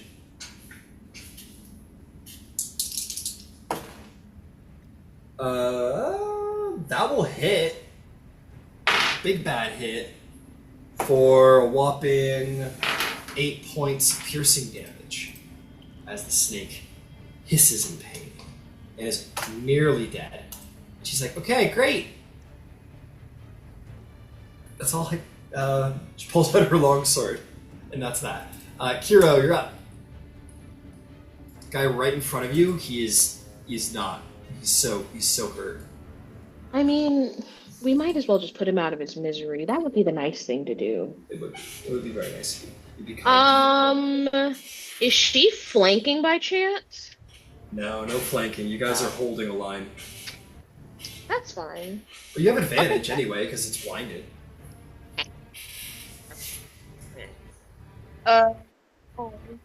That is a 15, 23 to hit. Mm-hmm. Oh, that's one attack. The second one is a 17 to hit. A 17 definitely hits. Lovely. The first attack, wow, is a 5 points of damage. The second one is 12 points of damage. Okay. With that, the snake falls dead. You have killed this abomination. We're already swinging for the fences. We might as well just even it up. She's gonna action surge and take 2 more swings at his friend. Fair enough. I dropped my Go dice. for it. Advantage. The first swing is a 22 to hit. The second one is a 23. Both hit. Exceptional. Well done. I love being a menace. That is 12 points of damage for the first hit, and 7 points of damage on the second. 12 and 7. Well done for 19. Very good. Creature is almost dead. Well done. Almost dead. Right Almost there. dead. Almost dead. Yep. Action, bonus action. I'm gonna stay right where I am. Yep, I'm good. Giddy. Alright, Yvain, you're up to bat. All right, who looks worse, Drycerin or Shirku? Both are bloody. Fuck, all right. Shirku is... what happened is... He's... Rysrin what the hell is stiff breeze. That's all it would take. Yeah, all Okay. right, so Yeah. So Shirku's not that bad. He's bloody. He's not very bloody. Yeah, no, she's very bloody. Poisoned and blinded as well. Oh baby. all right, so here is what we are going to do. Bonus action. Come here, where's the stupid thing? We're gonna chalice up because Okay. that's the thing that we do when we're God's hoping to make it all work. Okay, so I am going to send Happy up to Drycerin Okay. with a 4th level Cure Wounds. So, that is, be clear, just in case you Is that many? Alright, happy's now. So it is 53 plus, hold on, I better roll my d4. I know it's still a little bit matters. Okay. Well, 54 points of healing. Okay. Holy shit. I mean, I just threw a 4th level spell on it, but you said a stiff Yeah, no, breeze would damn. take it over. So Happy has 40 feet of movement. He's to get in and get back out to me. Alright, now that you're using him, he is now now a part of this. When he's not being used, I'm like, it's fine, you don't need to roll or anything, but now that he has been activated in this combat, he is absolutely susceptible to being poisoned and killed and all that stuff.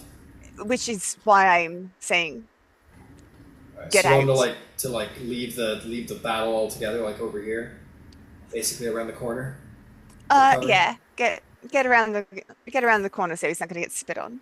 Yeah, can't jump back into your little baby little harness thing anymore. Oh, I haven't been keeping him in that for a while. He hates it, and I just can't do it because he hates it. But I do have my little extra chalice healing, which we're very, very pleased about because I'm going to give that to Shirku, who I think probably very much needs it right now. Yeah, you could use it. It'd be helpful. Yeah, so it is. Let me see here. So it will be. It's not bad. It's 4 plus 4 is 8, so 13 points of healing. All right. So something to take the edge off. We'll take it. Well, thank you. And then I'm going to step back, kind of in a line with Ember. All right, you are now blind. You can't see shit. I understand. All right. I don't want to be right in front of Ember. I'll push over to the side a bit, so I'm not like standing right in front of his face. Yeah. Okay, fair enough. Thank You like step back, you go blind, you like bump into Ember, and you're like, oh, sorry. You Sorry. Like, to the side. All right, fantastic. That'll bring us to a blind and poisoned Drycerin, who is facing down an equally blind snake person. He is going to take. Actually, no, she's going to spend a focus point to do Step of the Wind, which will let her take the disengage and dash actions as a bonus action. So Nice. she is going to go. I think. Can she? Is it just her walking speed that she can take as a dash action, or is it half that? I forget. It says dash and disengage as a bonus action. Yes. Then I guess it's a dash, so you get to add double that speed up. Oh, geez. She's not gonna go that far. She's just gonna kind of try to get not right up next to them, because, you know. She's gonna go. Can she go 10 feet back, or is 10 feet too far off of the ledge? You would be. If you want to go 10 feet back, it's going to cost you an extra 5 feet of movement to go through Shirku's space, but you can get behind Beverly and Shirku. That's where she'll go. Okay, cool. So that costs 15 feet. And then that was a bonus action. So then, as an action, is she still within 60 feet of at least the snake that's in the mouth of the tunnel? Sure. Within 60? Yeah, definitely. Then she, from behind Beverly, well, she's going to kind of lean out from behind Beverly and Shirku, so she has line of sight, but she's going to cast Sacred Flame, so it's a Dex 14 save for them. She's blind. That's right. Yeah, not on a saving throw, unfortunately. If she's got an attack roll, she could take a blind shot. Like Guiding Bolt, for example, that would be just like a disadvantage. Oh. She does have Guiding Bolt. So then, yeah, she'll just do Guiding Bolt at disadvantage. I'm gonna cross my fingers and toes. That's not great. I'm assuming an 8 doesn't hit. No, unfortunately it does not. Action, bonus action. She moves. She's gonna stay right there for right now. Yeah, no, she's gonna stay for there. She's gonna stay there for now. Okay, make me a con save then. To hopefully remove some of this. 17. She is no longer blinded or poisoned. She is back to herself. Thank goodness. All right, Ember, it's back. Okay, dokie.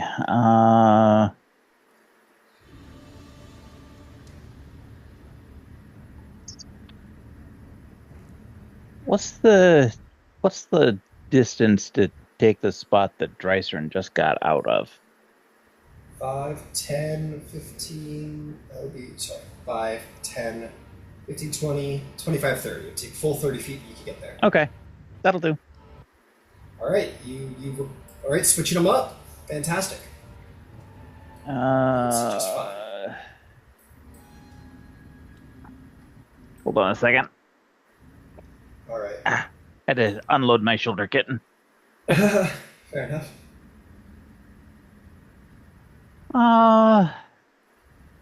There's just the one there now.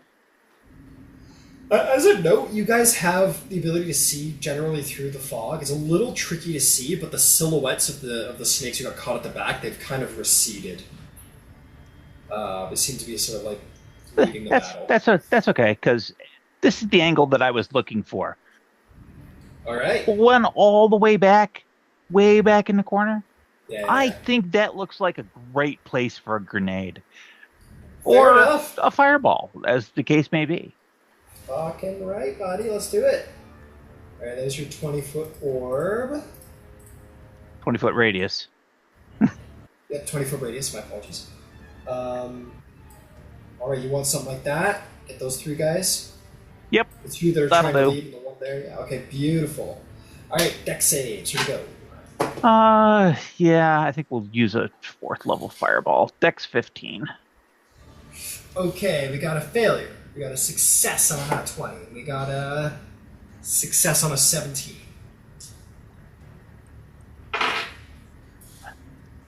So we'll say the one guy fighting you is going to fail. 133.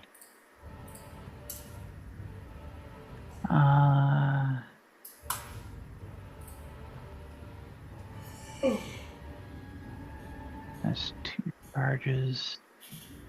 So that's 33 damage for those who failed, and half that for those who were successful.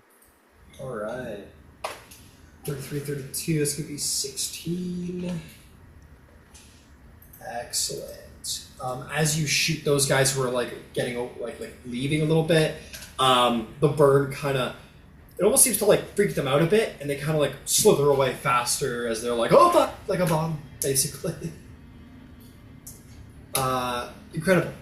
Is there anything else out there? Action. Bonus action. Yeah, I'll have Red come up to me and just bitch slap this fool in front of me. I'll pity the fool.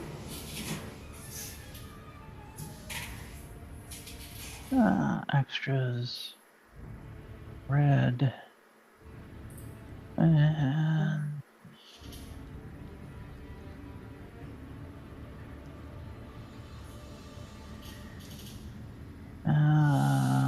but thank God Red can see and he can't. Yeah. So why it closes every time, I have no idea. AC 12. 12. That will not hit the sword. Yeah. What you gonna do for a bonus action? That'll do. Fair enough. All right. What is Shirk going to do? What is Shirk going to do? Big guy. He's literally just come in here and has just been like using his aura. He's literally just been. It's been his whole shtick here. He's gonna hold off on these lay on hands because I get the feeling the ability to heal poison is gonna be pretty valuable going forward. So we're gonna hold on to those. Let's see what kind of actions we can take here.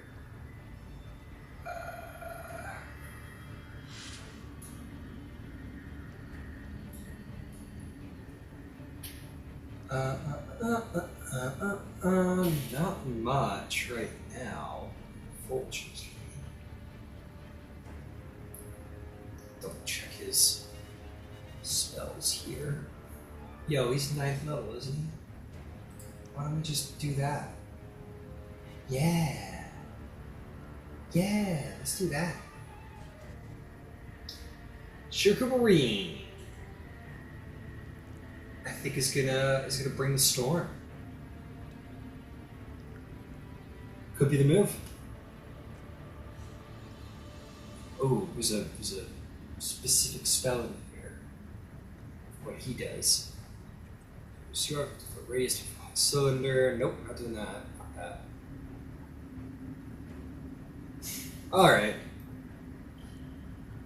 Man, I hate to do it, but like, he doesn't have much going for him right now. And the front line's a little filled. Go 5, 10, then it'd be out of speed to get into the mess there. Injured the guys already. Okay. Okay, I think he's just gonna take the dodge action. It's a little crowded, and I think he doesn't want to blow huge spells on dudes who are like almost dead. So we're gonna take dodge action. Droll and Vor continues to be like, good job in there. Young Tai turn. Let's see how this.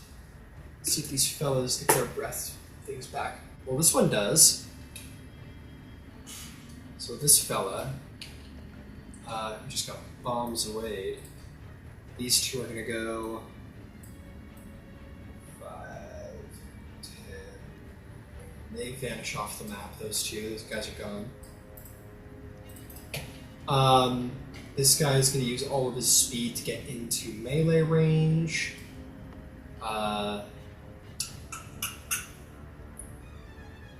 This guy didn't see what happened, so he will try and constrict you, Kiro.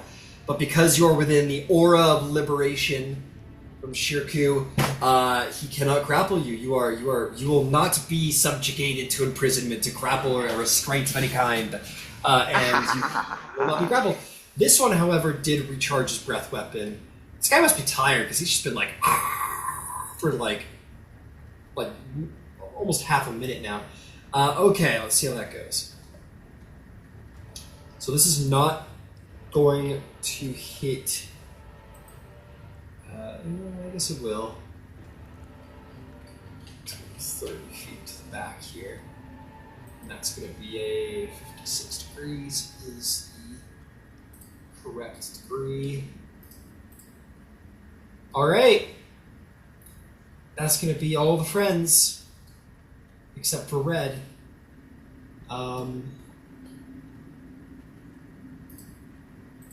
Admittedly, though, I think I might have been doing this wrong, so I'm going to start doing it right now. Per being a cone, you can't hit 2 medium creatures directly in front of you. You got to choose one. So it's going to be you, Ember. So Kiro, you're good. But everybody else needs to roll a con save. Not including Happy, not including Charlotte.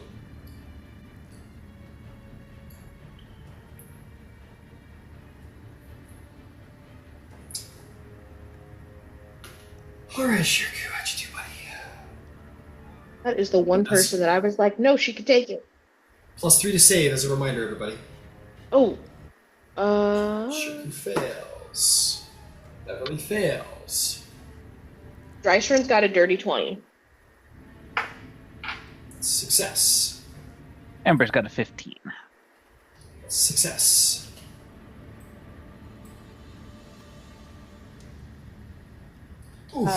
Yvain has a 17. That's success. That's gonna be fucking yikes, man. Still standing, but he failed. He took 31. He is poisoned.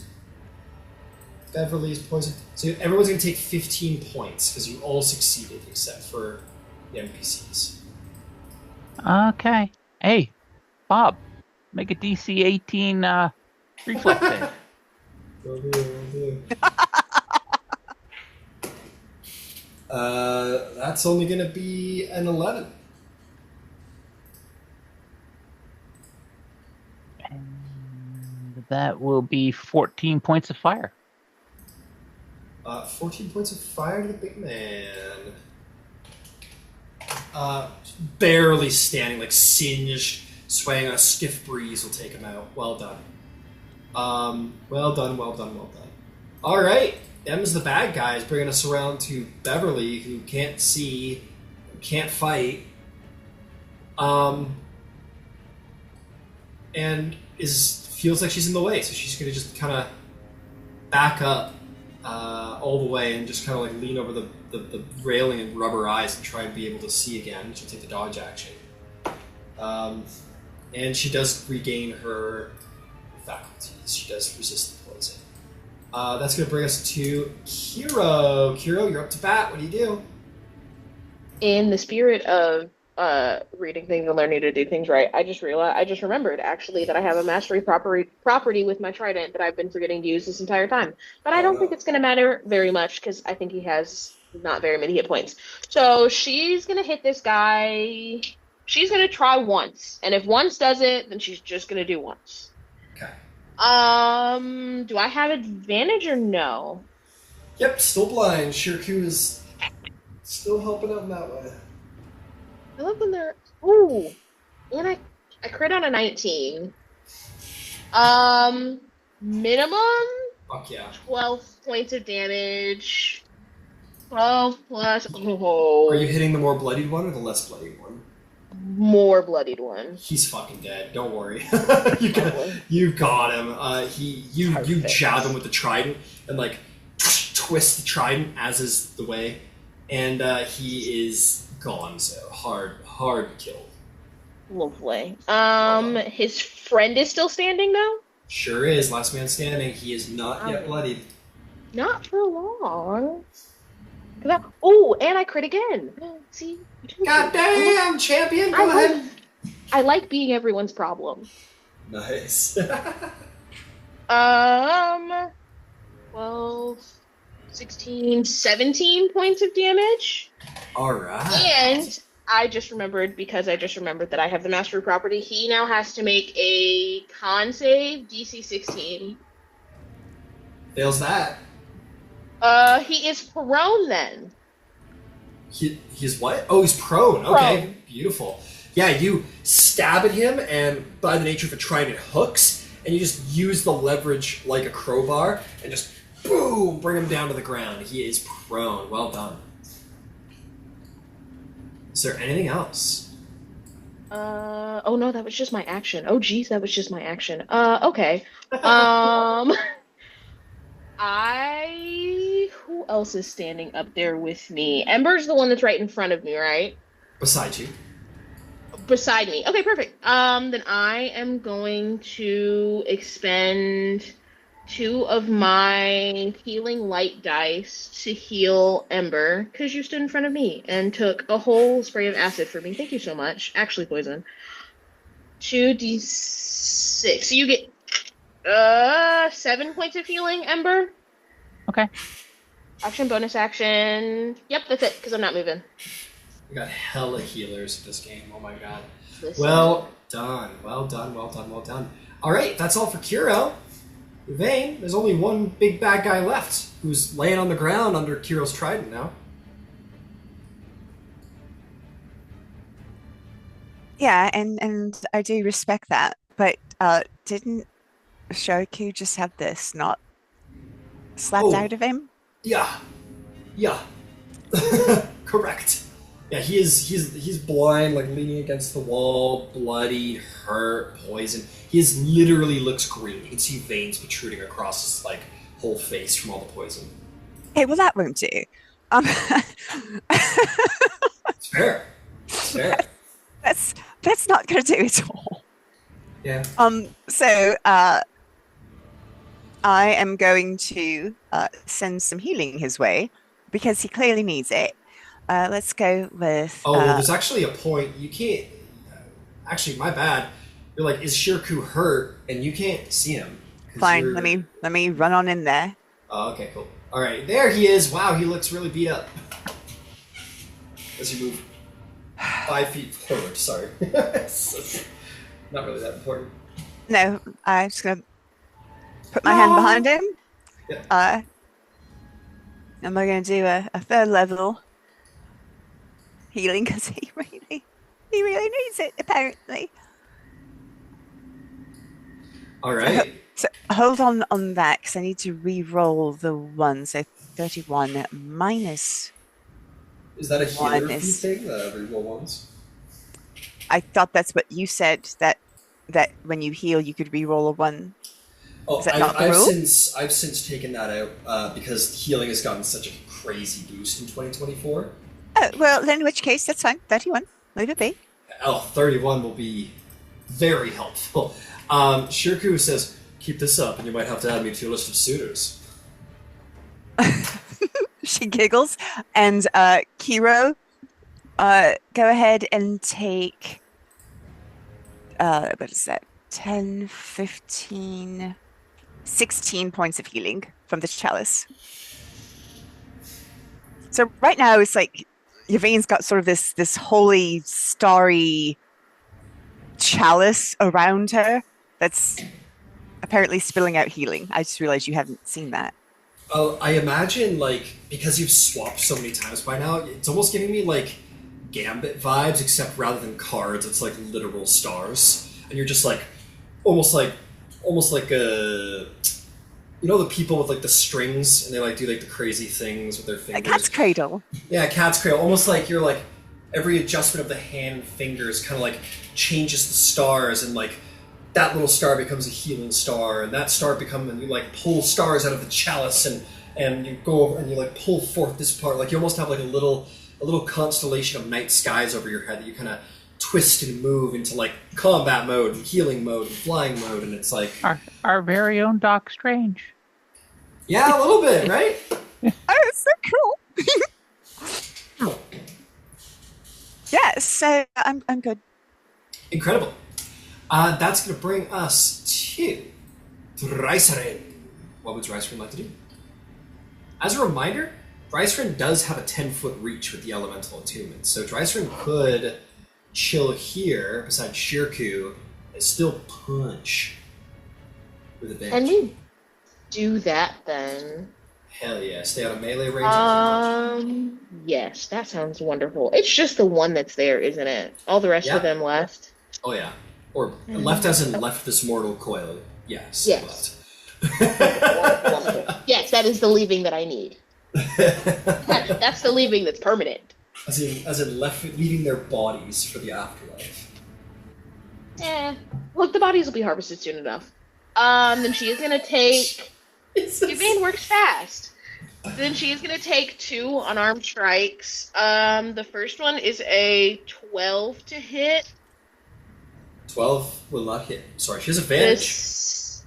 Oh, For 100 reasons. Prone. never mind. Lying, Then that is all a dirty 20 for the first hit. Forget That'll what I hit. just said. Oh, Forget yeah. what I just said. And the second one is a 22. Yeah, both hit. Unarmed strike. Oh, there's a.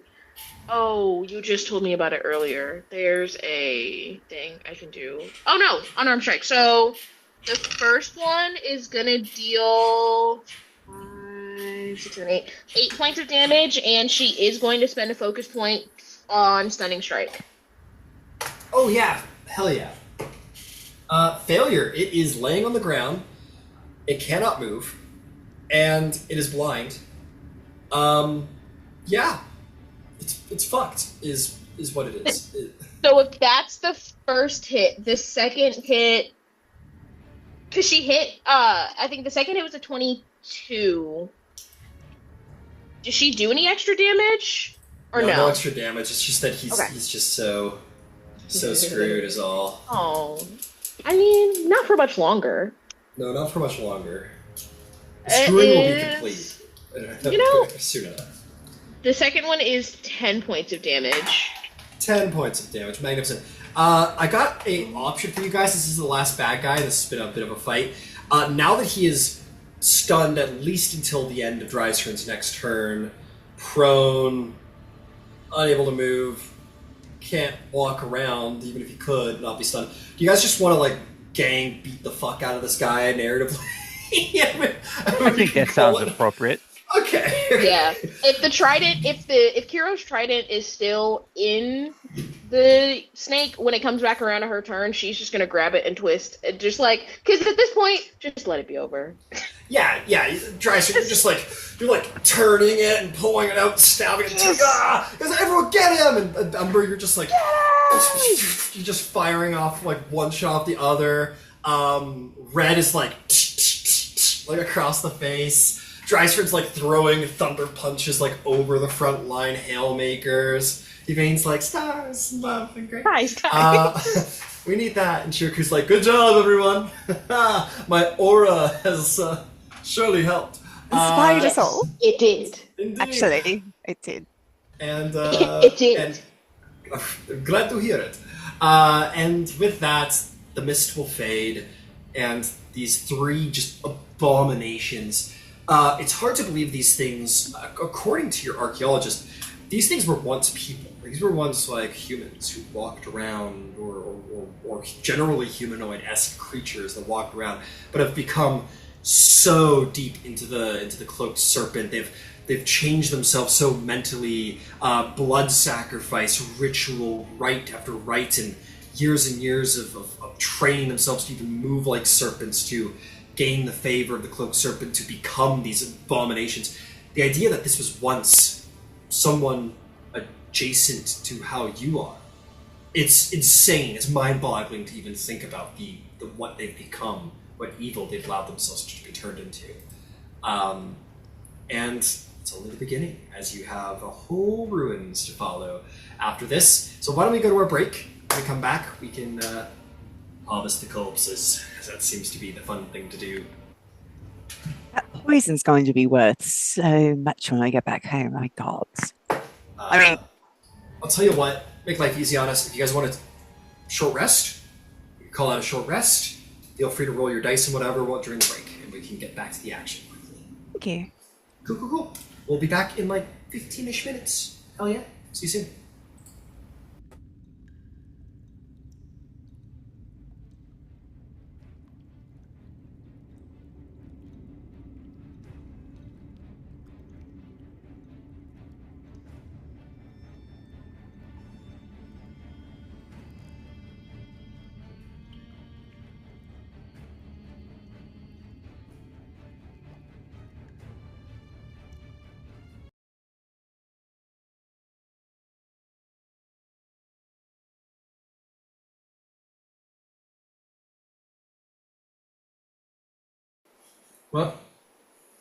Well, if anyone finds themselves unable to see and feeling like their body is eating itself from the inside again after something spits on you, I can do something about that fairly easily. Let me know. Unfortunately, I think we're probably going to experience those feelings again. Oh, I would almost certainly think that is 100% likely. Not even like 98% likely. We can bank on it too. No? Well. It's a shame.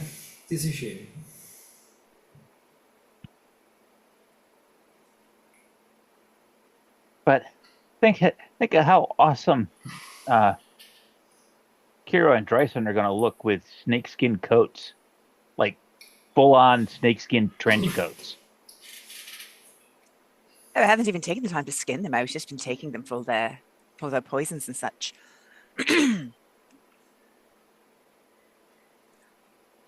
There's probably going to be a lot of them. Do we want to sort of, I don't know, come back and finish it all when we're done? Cleaning the place out? That's probably a degree of wise, because some of them got away, which means we're going to have more company. As long as we're not on a time crunch on the way out. Shirku says, well, be careful. Remember, there are still some of these things out there in the jungle. We don't know how many. There could be who knows how many might come and reinforce them later on. but we've got our freezy man upstairs to make sure that doesn't happen. Well, I'm ready to keep going when you all are. Let us go. Fun! Alright, let's start walking through this very thick grass, which has magically appeared here. You guys start To share. kind of wading through the corner. Ember, would you be so kind? Oh, sure.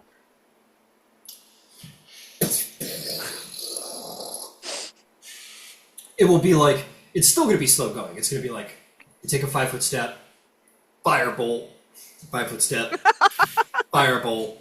So it's kind of, it's still kind of slow going, but yeah. Yeah, travel for a little while as this process has commenced.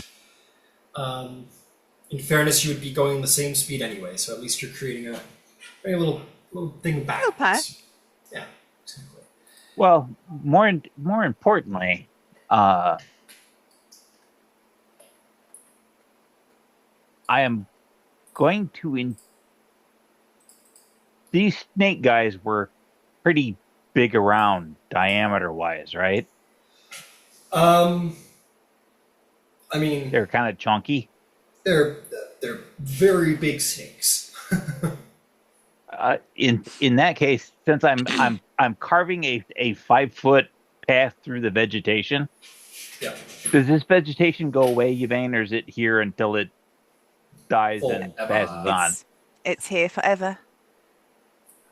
I'm going to intentionally cut the path so it is super twisty, but it's only 5 foot wide. Got it. So if we have to retreat back through, we can move at a pace, but anything that's a lot bigger than us is going to get sucked up to one degree or another. Well, I the mean, point honestly, is, we could have taken the carpet.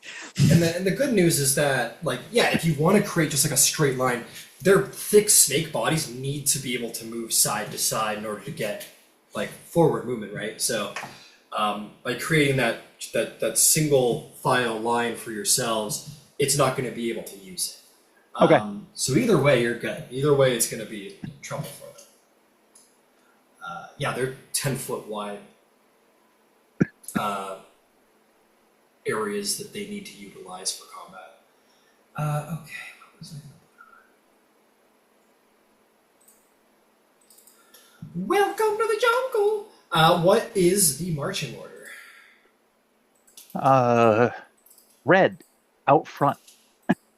Got it. So we're doing the Red Scout? Oh, yeah. Alright. That seems abundantly wise. Fair Oh enough. yeah. Oh yeah. Couldn't agree more. So man, you got quite a couple tasks, Ember. You're singeing. Well, look at you got a guy ahead of you. Just kind of do this. Maybe like whoever is just like, tap, burn, step forward, tap, burn, step forward, tap, stop. You guys are kind of got a little routine down. Meanwhile, you're like, you probably can't do red TV at the same time, but you can see, and that's probably all that's really necessary at the end of the day. A big old smoke of red. I'm just gonna be POV again. You need to share. Ah, fuck! I always forget on the fucking. Thank you for reminding me. Okay, red TV. I mean, well, not TV right now. Red just kind of makes its way down this 10-foot wide cavern. Maybe a stealth check for red. Okay. Hold on a second. Because of course, extras gets closed every time I freaking click on something. Yeah, there is. 20. 20. Excellent. Oh, no, that would be their passive. So, yeah, no, that will definitely do the job. Red just kind of inches around the corner here. Is going to see a couple of things. You're going to see those two big bastards who seem to be, like, standing guard down here. They're very... they're ready, but they're not, like, ready for a battle. It's been, like, an hour. Like, they're not like ready to kill anything that comes down. They're idle, but they're focused. They're seeing what's coming. You do see that there is a bit of a jetty situation to the right, and a waterway that goes deeper into the cavern. That's what Red's able to see from this corner. Is also beginning to see that the stonework behind these abominations is beginning to turn from like roughly hewn into properly carved. You get the sense that the ruins are maybe somewhere around here. This seems to be like a sort of final guard post, if you had to call it. Okay, and I will relay that to everybody in the pile. Amazing.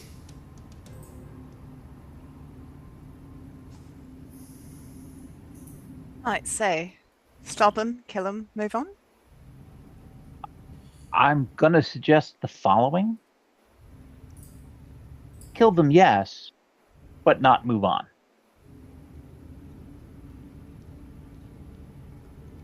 Okay. Only due to a abundance of resource. I'm feeling a little bit fatigued.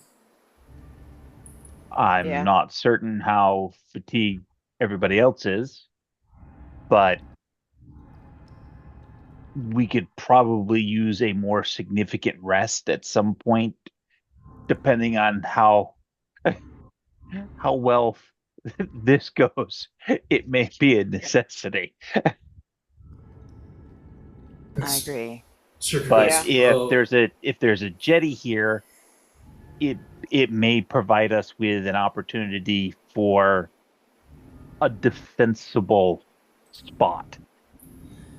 Shirku says, if I may, I mean, if we're planning to rest, then maybe we, save the big part of the journey for later, perhaps, rather than, maybe do some damage and disturb things a little bit. Maybe we rest out in the jungle where we're a little less bottlenecked. And that's certainly fine. That's not my area of expertise, but Yeah. Either I'm the ship guy, so whatever you suggest, I guess my question is, and she'll turn to look at Jorman, how much further do we have to go? Oh, not far at all. It's so smart of you to ask me. I forgot I was here. No, this is it.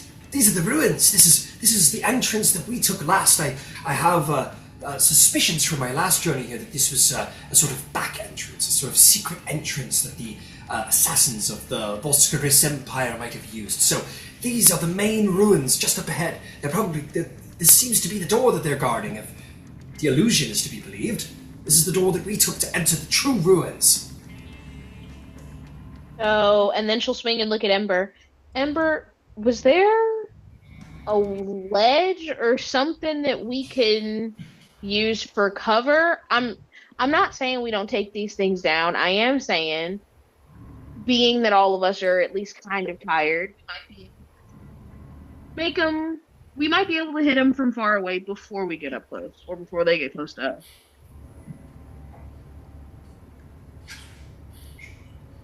well, it looks like they're clumped up a smidge. I may be able to encourage them to either one, move on, or two, come back this way. And if there was a firing line, well, that might be terribly convenient. Jorman Voss says, "Oh, you know what? If we're thinking about, like you said, make them go away, a sort of a way of deceiving them, I might have a solution. Yes, you see, people who were part of this empire, there were many types, but they just certainly had a member of their species who was an infiltrator sort. A rough translation would be purebloods, where they had very minor serpentine-like appearances, but could sort of linger in societies, infiltrate other societies, and assassinate that way. So, looked largely human, but maybe had snake eyes or scales on the arm, something of the like. And I saw when the wards got clipped and some of these serpent folk came out of their stasis. I saw a couple of them.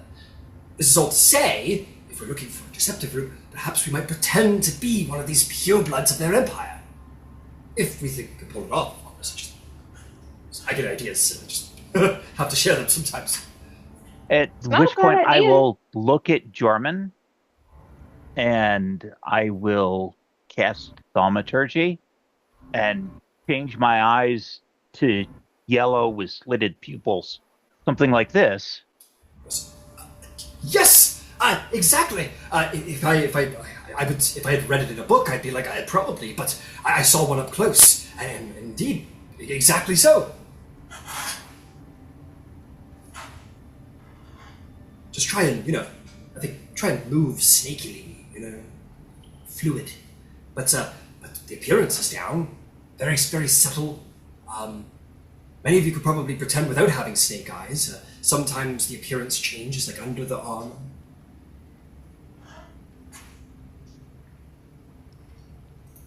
I say it's worth a shot. Beverly just immediately has snake eyes.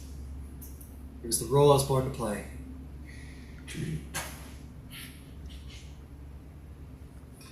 Were they dressed in a particular manner?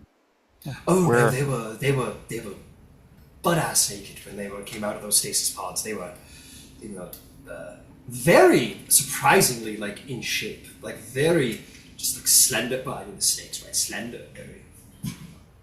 Maybe they're doing the carnivore diet thing. I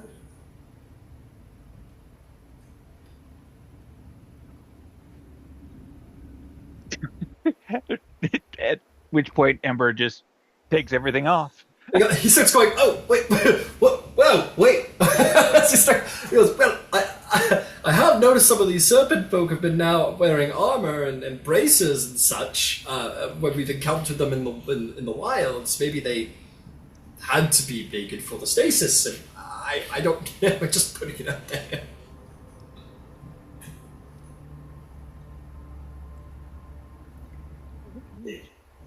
It's a gamble.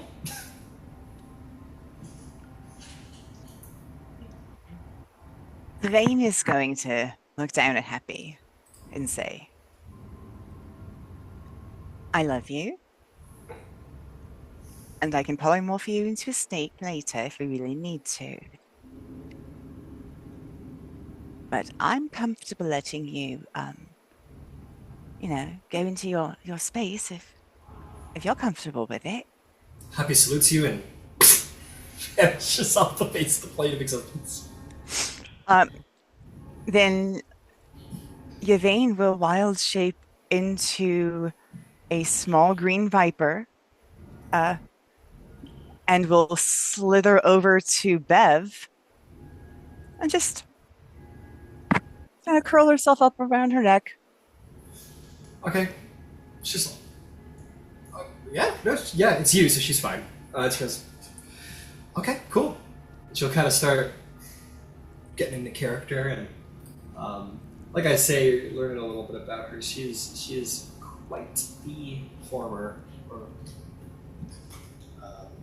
And she immediately just kind of plays around with the idea in her brain. Immediately, just kind of like enters into kind of like a serpentine way of moving. Kind of embracing what you guys have already seen from these serpent folk so far. Except on two Dormant. legs. Yes. You and Brycerin and Hero all speak Draconic, Yes. but you actually speak the dialect. Yes. Yes.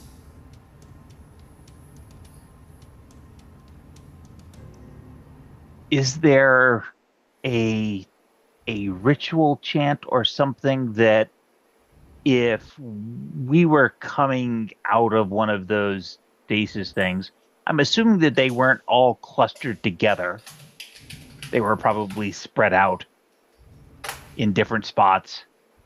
To some degree. So if we were to show up, is there a ritual greeting, a ritual chant or something that we can engage with so they hear us coming and it is appropriate? Okay. Yes, I can give you some notes. As a Oh, pure no. blood... No. You are going to be speaking.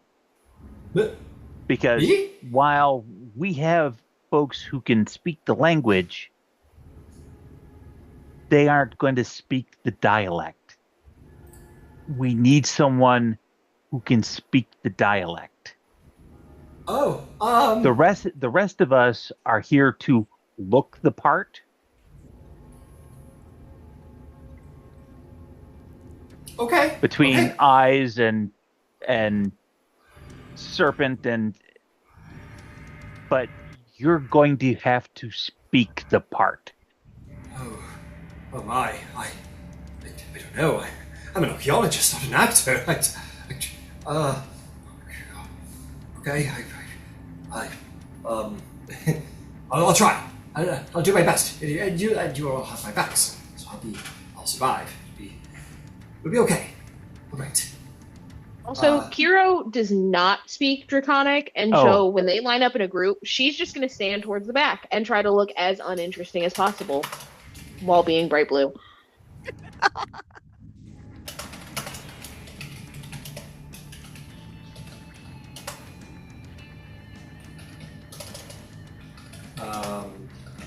And Yvain will say, and not very loud,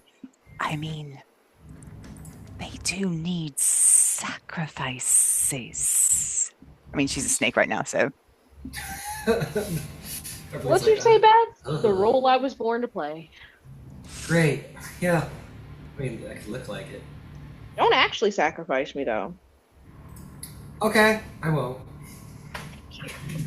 I wouldn't even know where to begin. No, I've never done a sacrifice before. Comforting.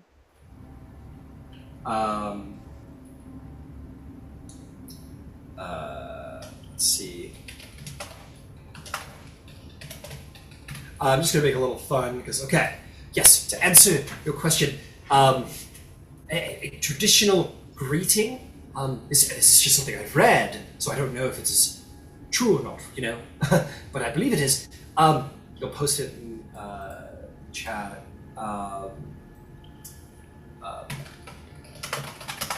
Trying to get you guys like a cool thing that you can say as you're in there. It says, all right, so a sort of like,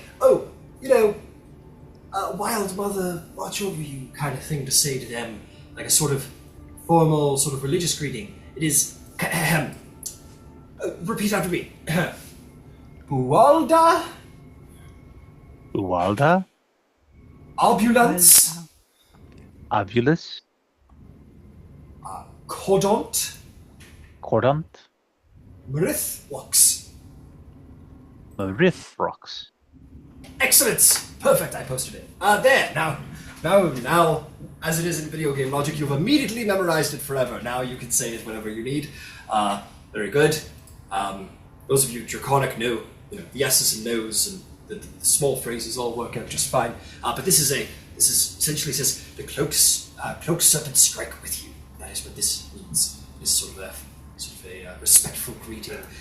Should you meet anybody who is more snaky than you are, which will be probably a lot of people, show them reverence. Show them respect. They are greater than you. They are higher on the totem pole. You are smaller.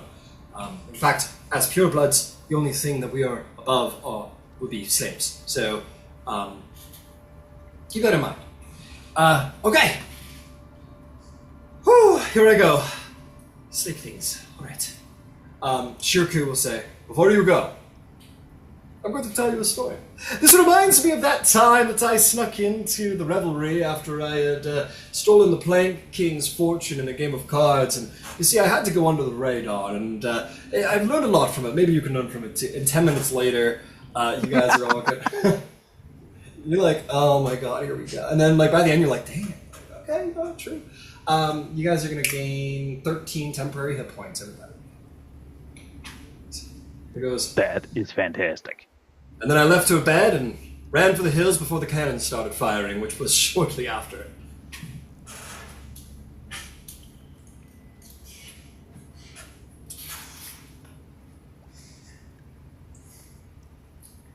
John Bohr goes, that was incredibly inspiring. Okay, I think I could do this. Maybe just maybe. I've never... Alright, here we go. Here we go. You guys will approach the front gate. And Vor is going to sort of bow deeply and say, Rualda ambulance codont mrthwax. To the snakes, who begin to sort of speak at him. Those of you who speak Draconic would it's very similar to Draconic, but you're starting to get it. Like there's heavy emphasis on like certain words have been transitioned, like certain letters have been dropped, and that S syllable has been added instead, or hit harder. And they sort of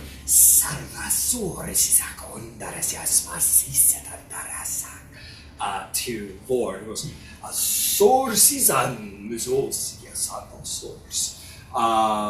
and there is going to certainly be a check involved with this little deception you're playing off here.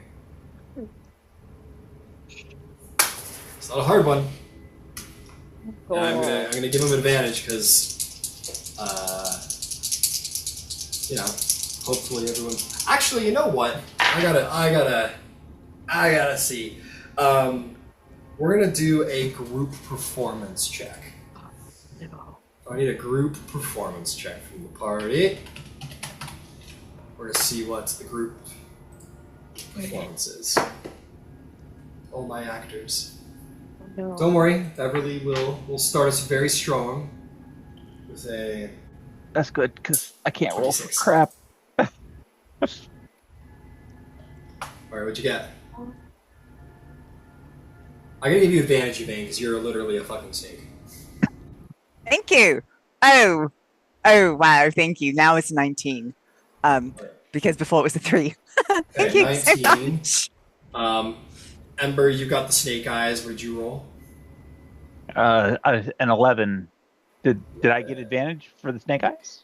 Actually, I'm going to give disadvantage for anyone who doesn't have snake eyes. Oh, okay. So for being a literal snake, I will give advantage. For looking like a yuntai, we'll call it straight. For not looking like a yuntai, it's going to be disadvantage. So, Are we classifying the dragon as snake-like or no? No, this is not a Got serpent it. person. This is Dragonborn. So we'll have disadvantage for Kiro, Shirku, Dreiser.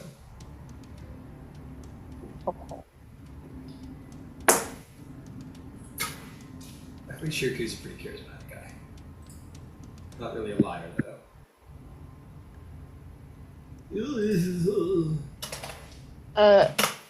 Hey Ryan, really quick question. What if you already have disadvantage because you got hit on the head really hard with a giant hammer? Yeah, So it's what if just you already have disadvantage? Yeah, it's just disadvantage. You're coming out there like. Just my body. Like, does the color message just wash off? Yeah, you're Okay, like it's been a human you're this like whole looking time. super casual, but your eyes like twitching horribly. You're like, what? What's wrong with Would me? be very on brand. Okay, performance. Hero got an 11. Dreiser got a 14. Alright. Why That is it on makes Ember, Shirku. That should be everybody. Okay.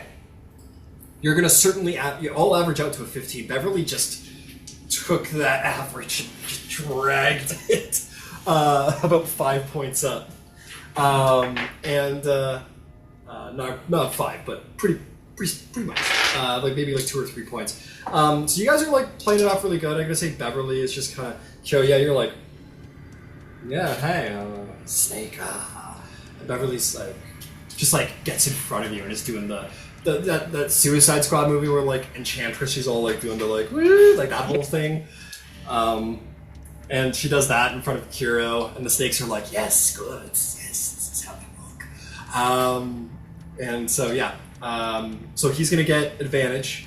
I'll call this a successful help action from the party and not a detriment instead. Yeah, they the guards standing there, you know, big mean snake abominations. They go, and they let you into the club.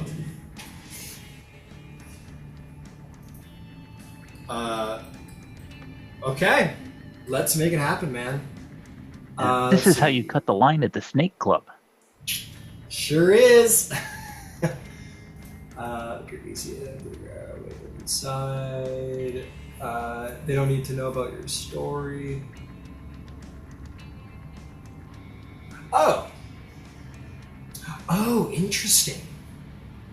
Yeah, Voss looks very happy for a second as they're speaking. You can't see his face, right? It's like from behind. He's like, but you see he's got his shoulders back, and then they say something, and he kind of looks a little uncertain, and then they turn and start like guiding you in, and very quietly says, "Oh, he said he's taking us to see someone called an overseer. Apparently this okay." And we'll start taking you along. It's actually going to take you down the side tunnel rather than through the door. The serpents lead you to this chamber. I'll put your minis in there when it becomes important. But for the time being, this is what you see. You see... Oh, I forgot to put these in here. I'll toss them in there real quick. It'll take 2 seconds. It's all good, baby. You are going to see campfires spread throughout the interior of this space. And you are going to see within this warm lit cavern dead grass and palms that are scattered about these like campfires. The muddy floor is pitted with footprints, and you are going to see maybe getting close to about a dozen captives that seem to have been enslaved by the serpent folk people here. They all look pretty... I don't know. I've never seen them use the word emaciated. Not like they can't stand or anything like that, but clearly they are not being treated the best. You all enter within, and you're going to see them talk to this person who looks a little less snakely than these guys. He's smaller, and only his head is that of a snake. The rest of his body is of a very masculine, strong body that is endowed in like very fine, ornate armors and greaves and such. Just gonna make sure what type he is. Okay, whatever. He's got a snake head. Doesn't matter. He also wears a red cloth headdress that seems to sort of show a certain prominence to station here, and is like looking into a hand mirror, and it's like very interested in his own appearance. He's kind of, and then all of you come in. And the snakes are begin to all sort of speak.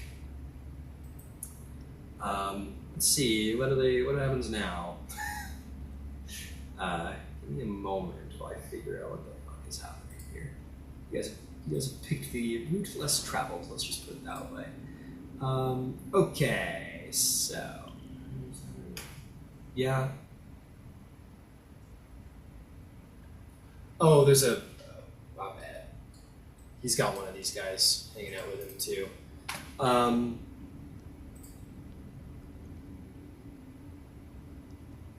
They speak, flicking their tongues at one another. This individual who Vor will tell you he goes by the name of Isar. Let's see. there's this young. He has this like young boy at his side. This like really thin young boy, who seems to be like standing subserviently at his side, like a little scared. I don't know why the fuck they brought you here. Let's see. Cards to be a little bit. Sorry, guys. Okay. Oh.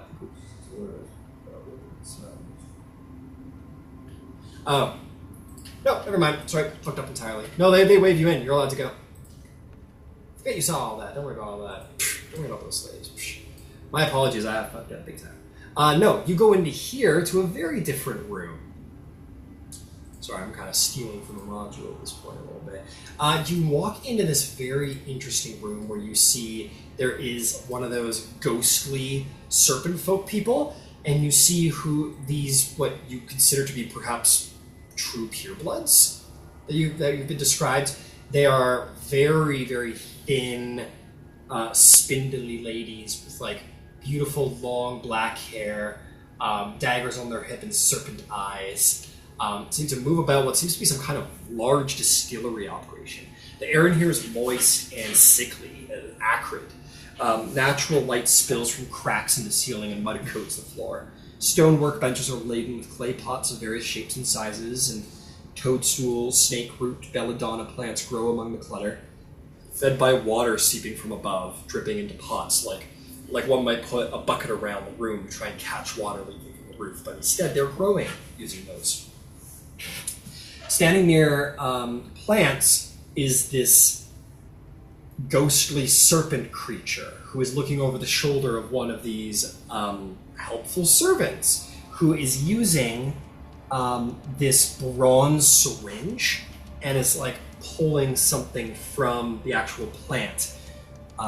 Lurking around the shadows are these strange people who are all helping out, these strangely beautiful, spindly ladies. You want to stay here? You want to proceed? Is there anything you want to do?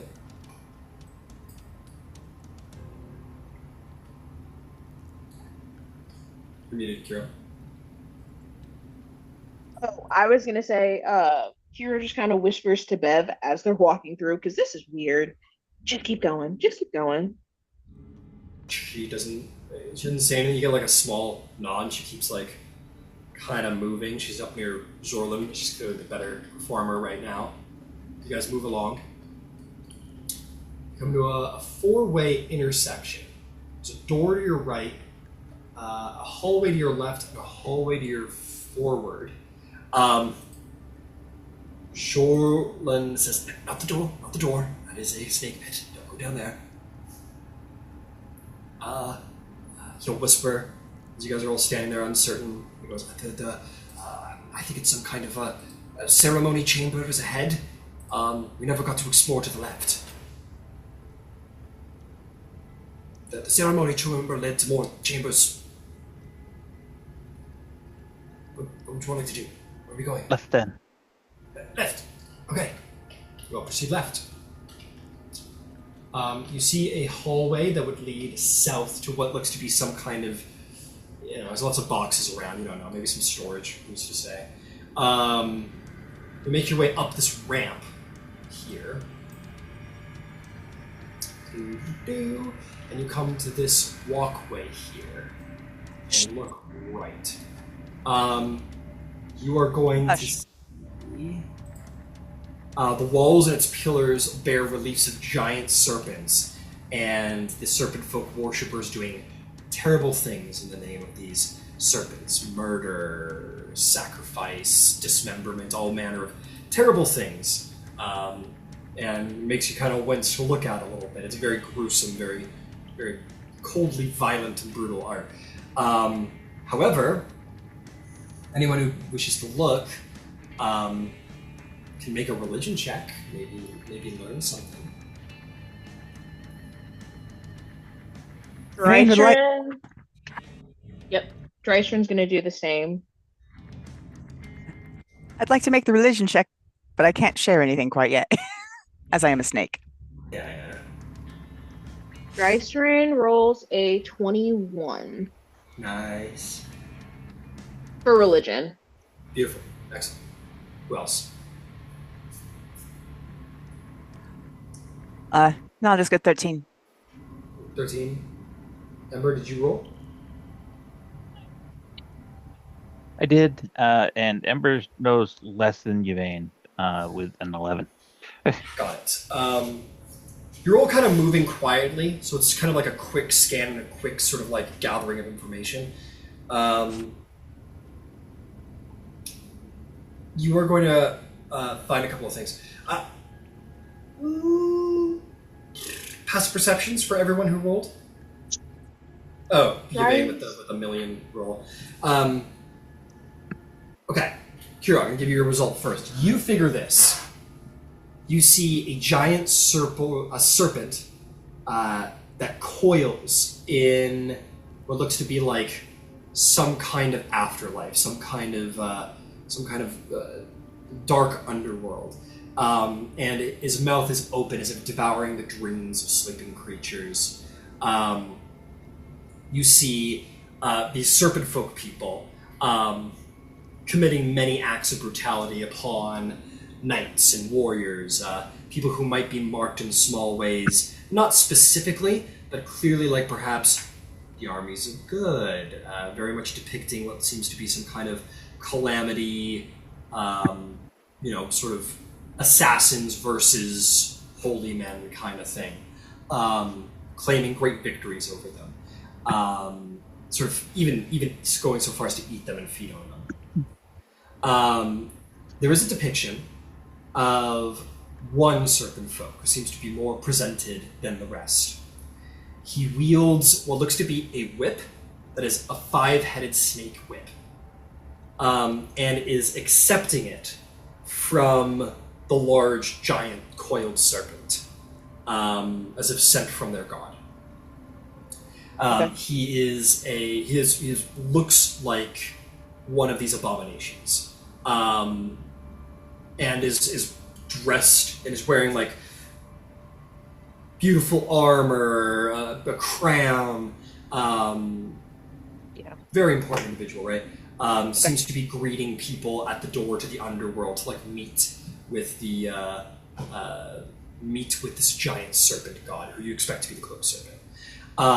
Like this person is the path to the cloaked serpent in a way, or like his guardian, something like that.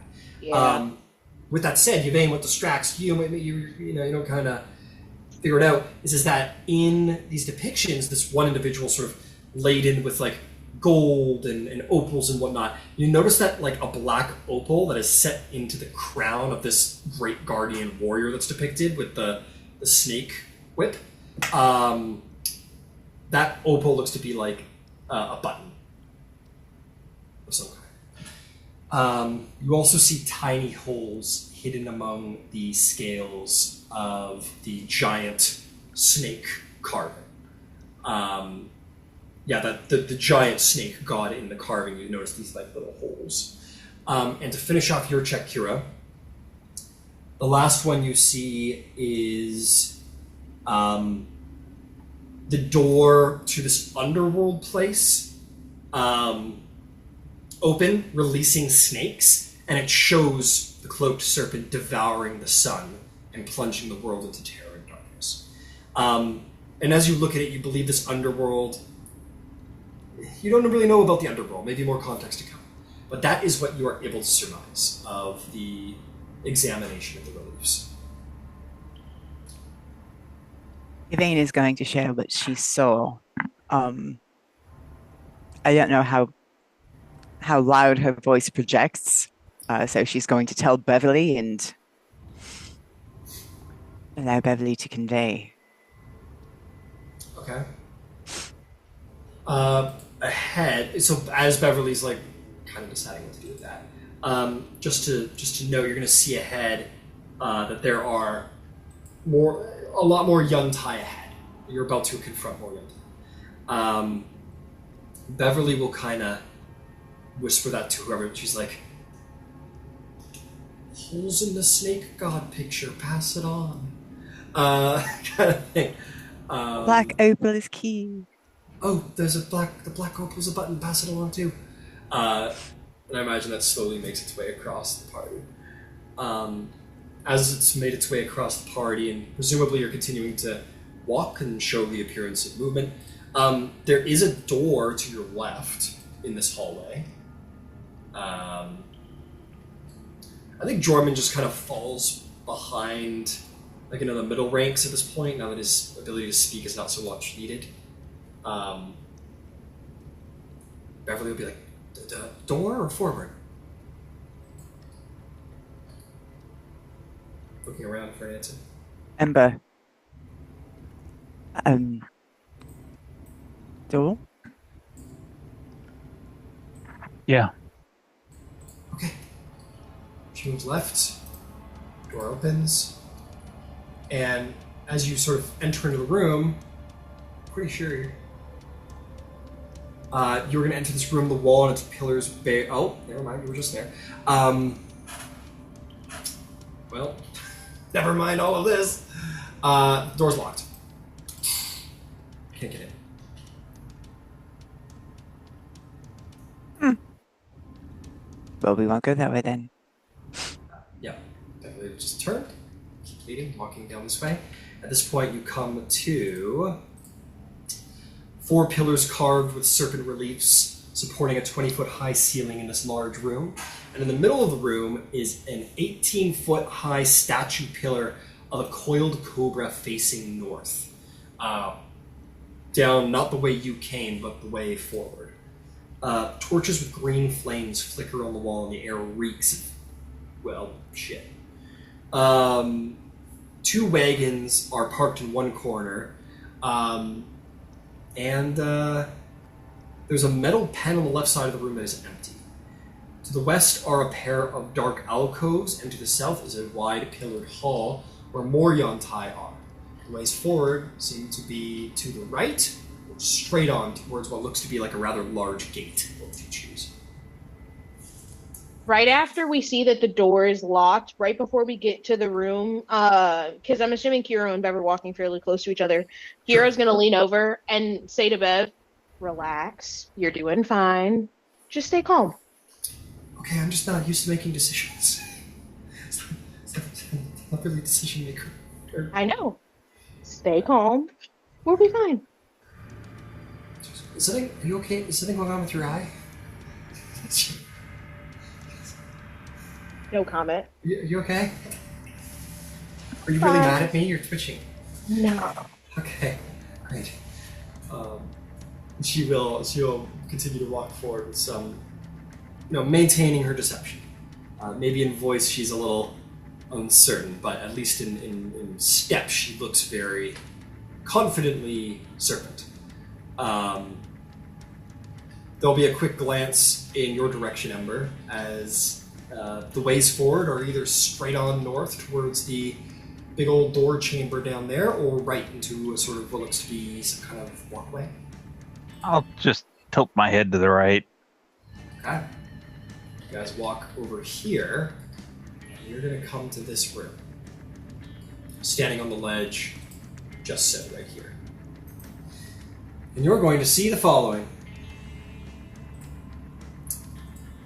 It is an underground cathedral that opens up before you, and on one end, a sculptured balcony perches atop 5 rearing stone serpent heads. Blood dripping from their jaws falls into a semicircular basin, and from there flows along a slope trough into a wide stone bowl set into the floor. South of the bowl is a mezzanine, prominently situated atop of which is a cauldron of steaming broth that exudes fleshy odors. To the west is a huge gong carved with snake patterns that stands on a second balcony. And that gong is actually right in front of you. That's where you're standing, on the balcony with the snake gong. Whatever do you do? There is a pathway down into the cathedral, but the cathedral seems completely unattended at this time. I think Beverly will at least lead you guys down the walkway into the center of the cathedral. It seems somewhat unattended, somewhat potentially momentarily safe. Dare anyone say that? You find yourself standing in the cathedral without anyone to watch you. You have a moment of reprieve to speak if you would wish to.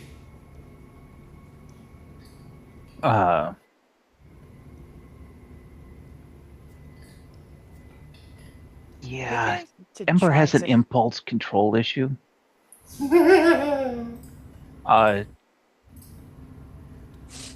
Ember will take a flask of holy water and he will pour it into that central basin.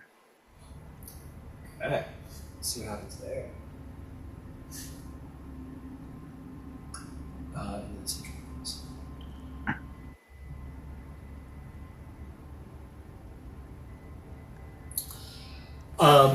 Pour into the basin. There is a. I'm going to say that there's a momentary sort of as the water couples with the blood, very much like almost like pouring water onto a hot stove, if you will, something along those lines. And when the sort of steam relieves, this. I'll tell you what. This blood pool, as it is blood, as you approach it, you're certain by the irony smell in the air. It's about 6 inches deep, and as you pour your holy water into it, you've probably disposed of some of it, but the volume of this sort of unholy blood rite certainly outweighs the volume of holy water. And while the holy water certainly did probably receive some of it, not all of it.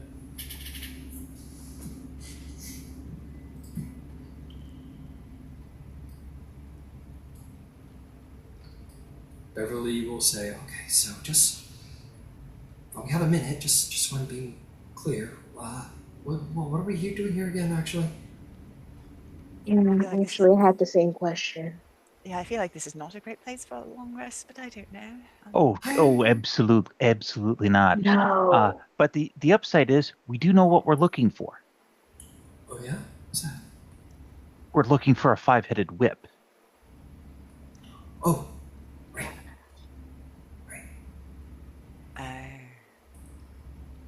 Do we want to... Are we going to look for that now? We're looking for the guy with the 5-headed whip, right? Or the 5-headed whip itself. Yeah. Well, that's the item that we need to make sure gets out of circulation. While I do agree, we are, and I could be completely off base, but at least for me, way in over our heads here. No, we're not. So you accounted for this many snake people in this temple on an island filled with lava. Uh-huh. We do have a teleportation hat. Exactly. We do have a teleport. Oh yeah, we totally have a teleportation. That's why we're not in over our head yet. Oh, okay. I feel like we're all counting on the fact that we could just teleport away from our problems. What if that doesn't work? Well, Chiku says, that's your problem, Kira. You think too much about what could go horribly wrong. And not about what could go horribly right. I think that is a wonderful point of view to have with this group, especially. I'm trying to fit in, what can I say? I'm making new friends. Quietly in Bev's ear. Yvain sings, always look on the bright side of life. Do-do, do-do, do-do, do-do, do-do. do-do, do-do. Oh, man. Terrible. Chiriku goes, so, shall we find someone important, beat the snot out of them, and make them tell us everything they know? Yeah, someplace that is further away from a room full of 14 or 15 of these folks would be fantastic. Alright. So, keep exploring. There was an exit kind of out of the screen towards us, and there's another one across from where we came in, right? Yeah. So this hallway, you're certain, I'm losing his name again, the archaeologist will tell you you guys were here, and we're like, should we go towards don't go to the snake pit? That's where you were there. So Okay. I've done a slight circle, but places you haven't or doors you haven't gone through to explore yet would be on this wall. We have. Let me tell you what we got. Sorry, I gotta play a little bit here to get proper visual. There is a bit of a sort of like a portcullis situation over here. You can probably peek in there to see if you can see what's what. And then there's a double door in this direction. So those are the only two doors you have not explored as of yet. I'll send Red through the portcullis to take a look. Okay. If no one has any particular problems with that. None whatsoever. Okay. You send them through, and you find yourself. Cue the sort of like exotic Arabian music. You send them in, and you're gonna find yourself sort of immersed in like kind of incense, Ember, but much more interestingly, a fountain of cool water bubbles from the floor. There's supposed to be a fountain in the middle, which I will put in there in a moment. The scent of... Oh, you can't smell, so don't worry about all that shit. Archways open into shadowed booths heaped with cushions and trays of sugared sweets.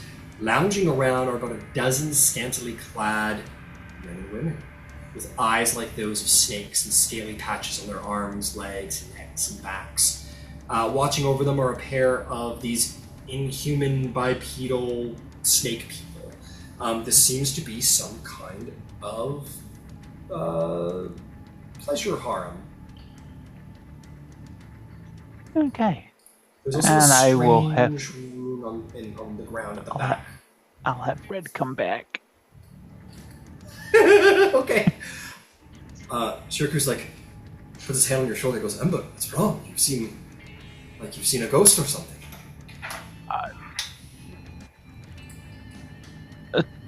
Snake harem? I'm pretty certain we don't want anything to do with it. Not that Snake door. harem. Not that door. You must explain more. Must he? No, absolutely must. Were they like snakes?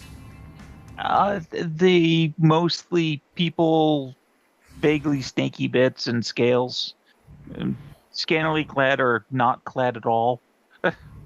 Cushions and writhing and Are we It entirely was a sure lot. that this is something we should not investigate more thoroughly? Absolutely sure that we should be going the opposite direction. Hear me out just for a moment. Just for a moment. I have known, at least in all of the, ancient evil ruins that I've ever descended into, when I happen upon, people who are meant to entertain, they tend to be the chatty ones. And that's what we're kind of looking for, isn't it? we have one guy who speaks the language, and he's old and sort of bookish. No offense. Hey! That's unfortunately fair. That's unfortunately fair. We're lacking just the right set of credentials. Yes. And our disguise is barely passing as is. I'd like to not test just how far we can push that. I mean, Beverly's passing quite well. If we could find a way to get her to talk the language, I mean... Let's see what's through the double door, shall we? Fair enough. My interest has Besides, been... ultimately, we're looking for a dude who's on fire or somebody with a 5-headed whip. Man on fire. Both of those with a sound fire like- whip. Both of those sound like terrible options. Well, Yeah, we come here well- to have too much fun. All of the options are going to be terrible. Yeah. All right. Door number 2. No pleasure harm for us. Door number 2 opens. You look down to see that there is a lot of this sort of hissing, speaking seems to be coming in from down there. You see what looks to be like a guard and one of these pureblood people, but this pureblood individual looks to be like much more declarated and more well armed. It seems to be speaking to someone or someones in the room. There seems to be some kind of meeting going on at the end of the hall. The one serpent that is sort of guarding directly away from you kind of notices you all enter. Just kind of stares. Beverly will just kind of start to walk in that direction, as this is the path we have chosen. You walk forward, and you are going to see the following. Most importantly, when we have passed in, I want to close the door behind us. They're very polite, very polite. Very polite. More importantly, it will baffle the noise because we may make some. Yeah. Yeah, as you're walking down, Shirk goes, remember this next time we visit your pleasure home. We're being punished right now, I know it. You're going to walk into this four pillars support the vaulted ceiling of this room. Steps ascend to what seems to be an iron throne carved in the likeness of a many-headed snake serpentine creature of some kind. Painted on the wall behind it is a large depiction of the cloaked serpent symbol. That sort of coiled cobra in gold. To the south, an engraved stone disc is set into the floor of an alcove. 10-foot wide opening in the east wall leads to a flooded cavern. You probably, connecting the dots, can expect that has something, maybe is connected to the waterway that you saw the jetty at the beginning of your entrance here. You're going to see a number of people in this room. First and foremost is the biggest, most monstrous of them all, is sitting sort of coiled, half, kind of, quote-unquote, is sitting on the Iron Throne as much as a snake can sit. It seems to be undressing some individuals in the room. There is this, like I said, much more well-armed individual sort of standing sentry, maybe guard-like in the center of the room, is being addressed as well by the rather large serpent individual. The rather large serpent is being advised by both ghostly serpent folk spirits, and is also being kind of like, sort of Jabba the Hutt, Slave Leia style, what look to be some members of that harem sort of gathered around the large snake ruler-looking person, kind of like pawing at his like scales and sort of laying about the bottom of his throne. Let's see. This individual in the middle of the room, I keep coming back to him because he is the most interesting. He wields a very large, wicked, curved blade and is tall and is muscular. Despite his pureblood status, seems to be very well endowed with status. And maybe is probably a pretty capable warrior. He's wearing no armor, however.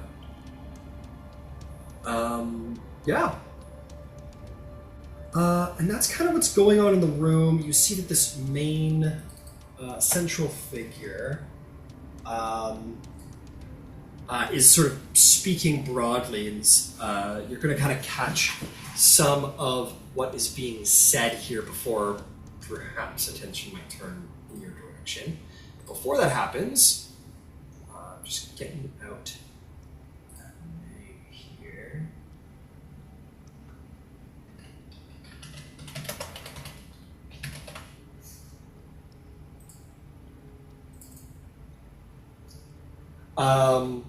You're going to hear the last batch of slaves that we caught from that ship will serve Zolv, champion Zolv Ron, well on the tide. He moves forward with the plans. It is to us to begin to rebuild our empire. He has taken our best assassins. We have no doubt that he will achieve his goals and means well. It is unto us to begin to rebuild. This is being translated for you, because obviously you're understanding it. It is upon us to begin to build the Doskris strength back to what it originally was. We must have more tributes. Must have them made in the likeness of the cloaked serpent. Build our ranks. Build servants to serve as infantry to our assassin army. We must, and sort of turn the attention towards all of you. Speaking on his behalf, one of these ghostly serpents will say, "Who summoned you? What do you do here?" As Ron quietly translates. Oh, okay. So I can do. And he will clear his voice. He's gonna start to speak.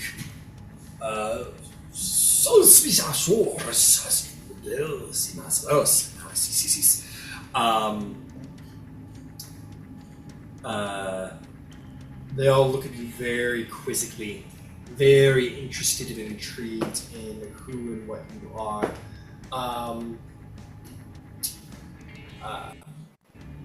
The warrior individual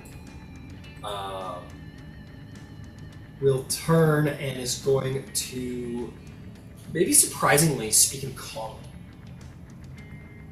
And he's going to say, "There is something to your accent. I admit, I do not recall going to sleep with a pure blood with so green a skin, nor one so blue.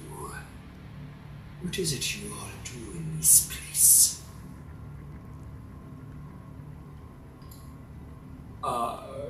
Jorman will sort of be a little taken back. "Well, we were just, as I said, we were, and they all immediately lunge as he begins to respond in common, and immediately lunge. Unfortunately, he did not roll so great on this deception check. The good thing we closed the door. Yeah, not a terrible choice. So I have to put that out there. All right, let's see how well this goes for you guys. Hang on. All right, this is area. Yeah,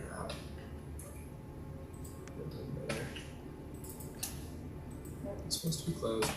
Now I'm gonna put all you guys in. Oh, this is gonna go great. This is gonna go great. Beverly will be at the front with Vor. Much Ember closely behind Beverly. Tries for Cure one to be at the back. And we will put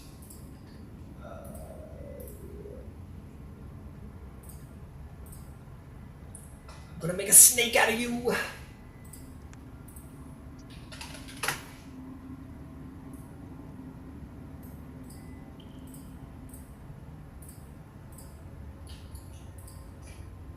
No, not you.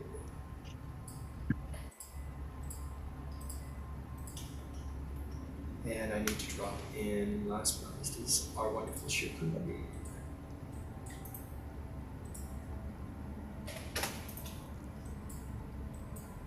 Get off the fucking torch, jackass. Okay, let's see.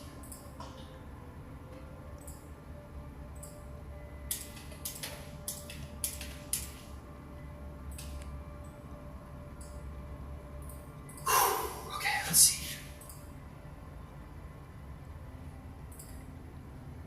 What do we got? This is 10 guard. We got pure bloods. Got serpent folk ghosts. We got type 3s.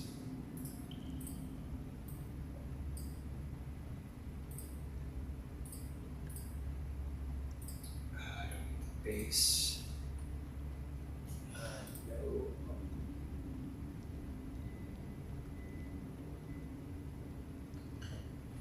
Okay.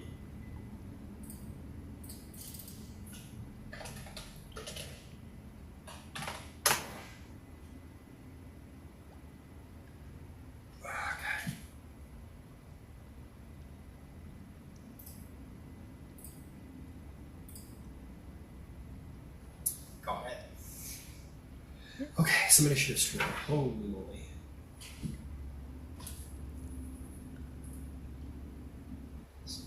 Ghost.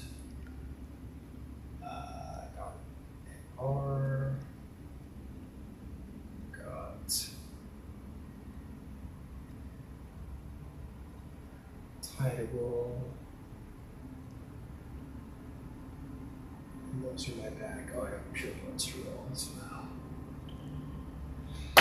Okay, let's do this.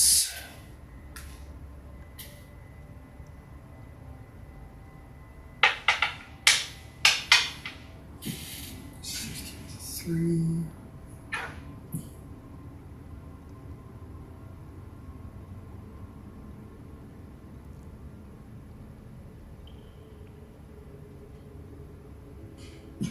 Okay, guys. Team. Pure blood's roll. Very good.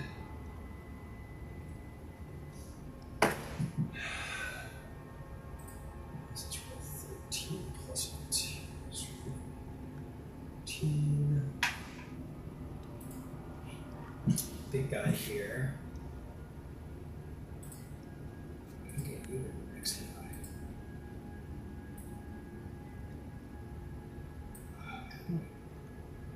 Okay, so look at that.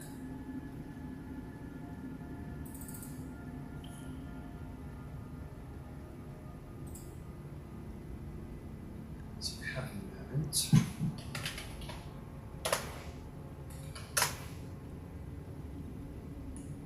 Champions.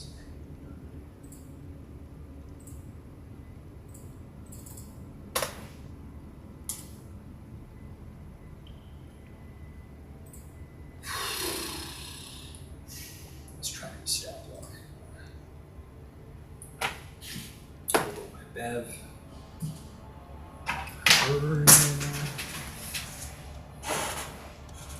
16 Shirku rolls. Could have rolled a little better Shirku. Rolls. 17.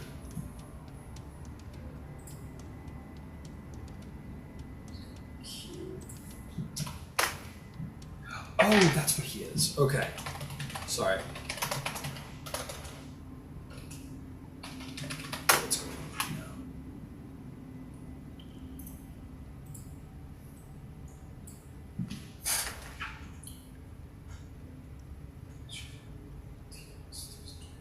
Okay, initiative. Sorry, guys, that took a minute. What do we got? Who rolled a 20 plus? Dreisrin rolled a 21. Kira rolled a dirty 20. Professor rolled a 21. And Kira rolled a 30-20. Very nice. Good thing I got something to split you two up. Who rolled a 15 plus? 18. 19. Okay, this. Get us. I like your vein right now. Yeah, little sneak. Okay, 17. Jordan run to 17 as well. He's gonna go after you. 17 for Yvain or 16 for Yvain? 19 for your vein. 19 for Yvain. Ember, what'd you get again? 18. Got it. So 17. 17 is. Sorry, just about everybody rolled between 20 and 15. So my second pure bloods are going to go with you, Lady 19. Let's see how fast they are. What's your dex? Oh, no, you're way faster. It's fine.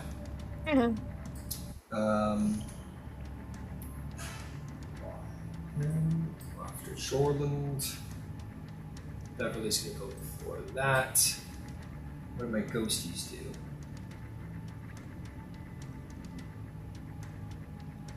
They rolled up there as well. And yeah, Kira, didn't you roll really good? You rolled a 20. Yeah, I rolled a Kira rolled a dirty 20. God's sure who's gonna be at the end. And that's the game, folks. Okay. Sweet. So all of these people become aware. They lunge to attack. I need to put on some battle music. I'm going to move you guys ever so slightly more into the room since you were asked to come forward.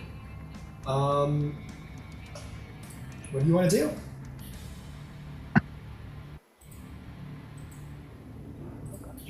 Restrooms first, ain't she?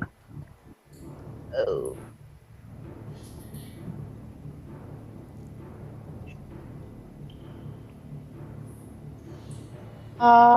Is Dryson first? Yep. Oh gosh. Actually, use that she's in the back. She's got 45. How much movement would it be to move to the front of just the front of the group? Ugh. Had you guys at the end of the line here? It Yeah. would be 5, 10, 15, 20, 25 feet. Okay. Just nice. Can she then also? She's gonna use at the top of her turn. She's going to use one of her channeled divinities. So she, to do destructive wrath with her breath weapon. She's gonna try to get as many people, like the big guy that's up against the wall. She's gonna try to get him in a 15-foot cone, and then however many other people she can get with him. A 15-foot cone is not a ton of range. It's about that big. Oh, I meant the giant snake guy to her left. God, you want to be like here then? Yeah. Okay. Do you want to get like right up in Big Snake Guy's face and shoot him? Absolutely. And then as many people as you can? Got it. So I'll put you here. It's going to put you in range of a couple folks, but it avoids opportunity attacks. And it'll help you get more people. Okay, so this way you're going to get 3 people in your cone. You're going to get the big bad guy and 2 of his, like, love slaves. Perfect. So then they all have to make these. They have to make dex saves, DC 13. Okay.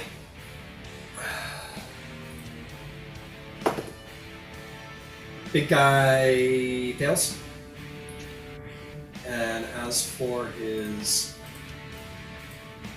love slaves, they are going to. One's going to succeed, one's going to fail. Okay, so for the 2 that failed, they take 20 points of lightning damage because it's max damage. The one that saved takes half that, so 10. Understood. And then that was one of her attacks. The second attack, she's gonna take an unarmed strike at Big Bad.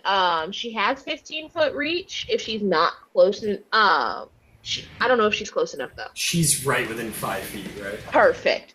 Then she's gonna take an unarmed strike, and then she's going to spend a focus. Oh wait, I guess she has to roll to hit first. Sorry, I got ahead of myself. No worries. No worries. She doesn't have anything. That is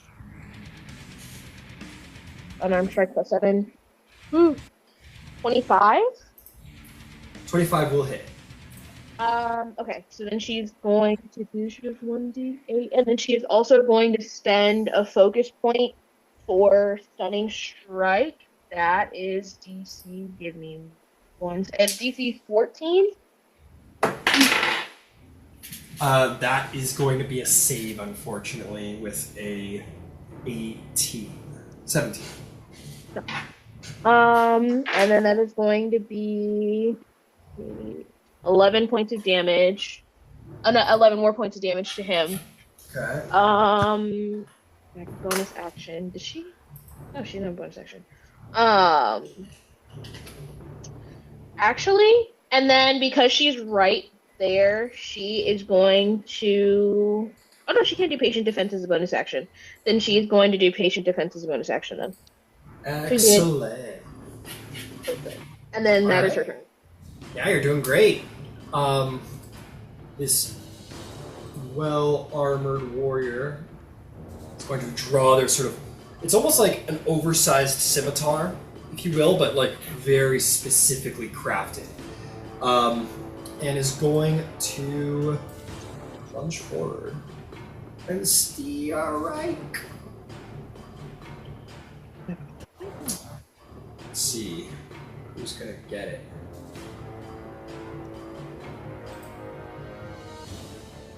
I mean, he's in charge of security. I guess Drystron's getting it. So patient defense. Oh, that's true. You got patient defense. No, we're not going for Drystron. That's why I was like, I intentionally made that choice because I knew someone was gonna try it. What? You attacked their like leader or whatever? And you got attacked. No, I think he's just gonna assault the front line. First thing is going after Vor. Because why the fuck not? Alright. That's going to be a 19, which will definitely hit our very not well-armored archaeologist. That's going to be 4. That's going to be 9 slashing damage. And a big fat 5d8 smite.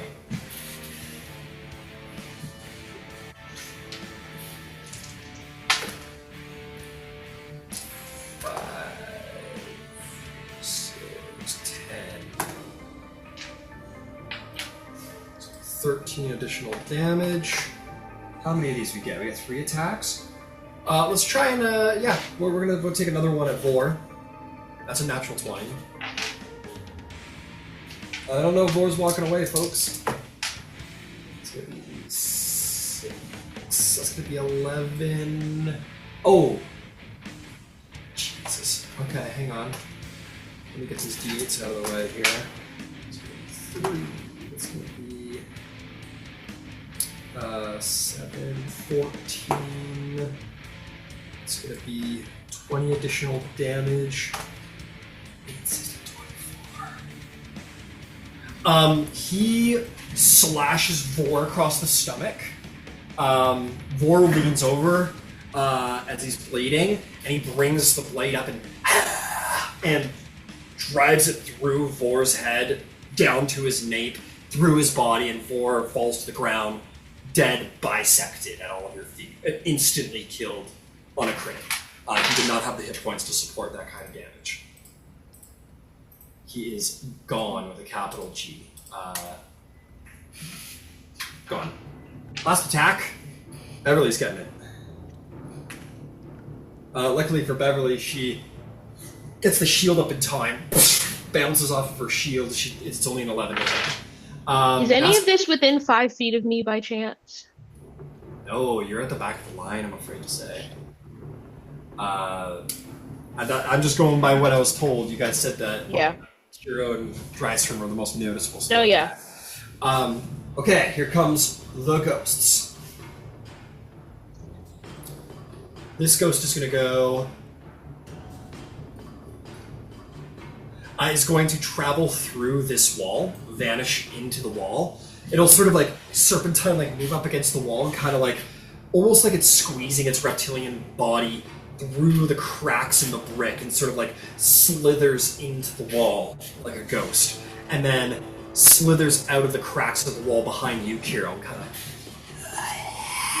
and comes out and is going to flank your party. And is going to 30 feet. Oh, that's interesting. Yeah, let's try and kick that off. Fuck it. Why not? Oh, that's actually very smart. Sometimes I impress even myself.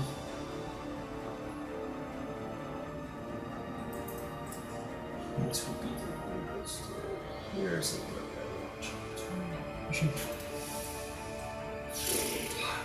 that. A little far away. So let's see here how fast are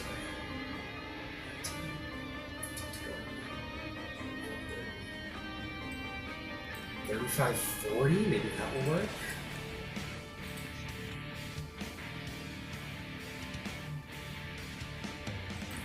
Yeah, the snake emerges outside the wall and kind of moves back down. As it turns around and looks at you, Kiro, it sort of brings itself up high and like unfolds the hood on its neck and hisses so loudly it reverberates through the ethereal plane, and all of your hearts shudder. A wisdom saving throws from everybody. And everyone's got a +3 to save because of your wonderful friend Kira. Or, Shirku. There it is. Wrong pirate. Love that pirate. So great, so helpful.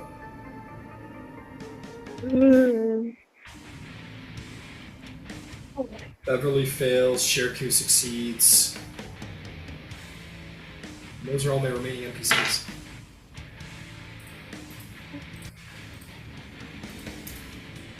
What'd you guys get? 29. Safe. Drystring got an 18. Kiro got in 9. Kiro is frightened of this serpentine creature. Ember. 19.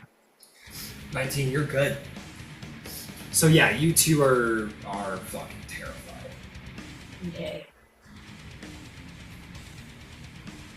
Okay, that's that one. This one's gonna go 5, 10, 15, 20, 30, 35. That would be screwed. So it's just gonna move over here. Yeah, it's gonna use the rest of its movement to just get to this nice little... Or actually, we'll get to here to get the flank to start.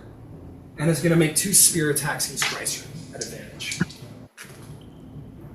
That is going to be a 22 to hit. Hits. And another 22 to hit. Hits.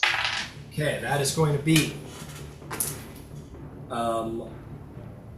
8 piercing damage. Okay. And 5 necrotic damage. Alright. The second attack's damage will be 4 piercing, 6 necrotic. And then 6 necrotic. Got it. Them's my ghosty boys, our advisors here. Kuro, you're up to bat. You are horrified of this creature. You dare not get any closer. What do you do? Joke's on you. I was going the other way anyway. She is going to... How much movement would it take? Because I'm in the back. It's 5 additional feet of movement for whoever space I have to move through.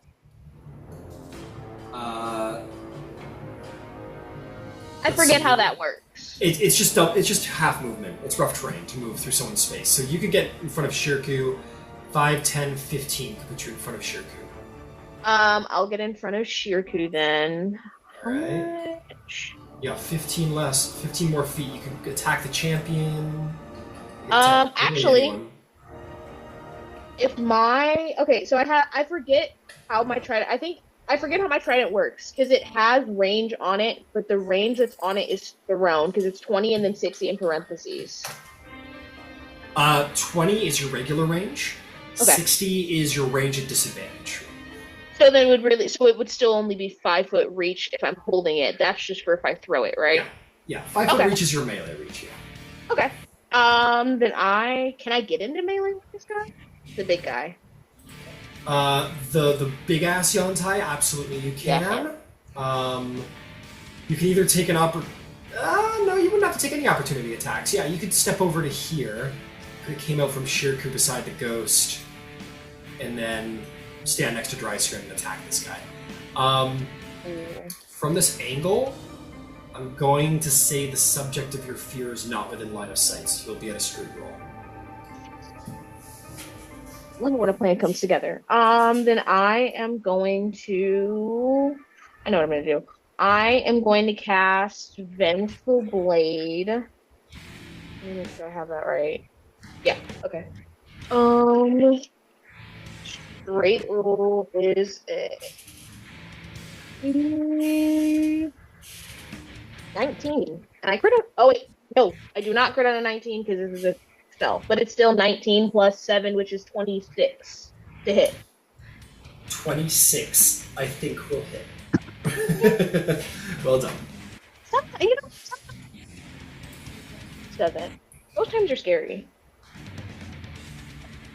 And then an additional 8 degrees. It is 5 plus 4, 9 points of piercing damage, and then 8 points of necrotic damage. 9 and 9. Okay, another 18 damage. Well done. And then actually no, I don't have a bonus action because I had to pop my trident out with my bonus action, so that is everything for her. Excellent. That will bring us to. Hang on. Hold. Yvain's turn. Sorry, I saw a snake thumbnail and my brain went Yuntai.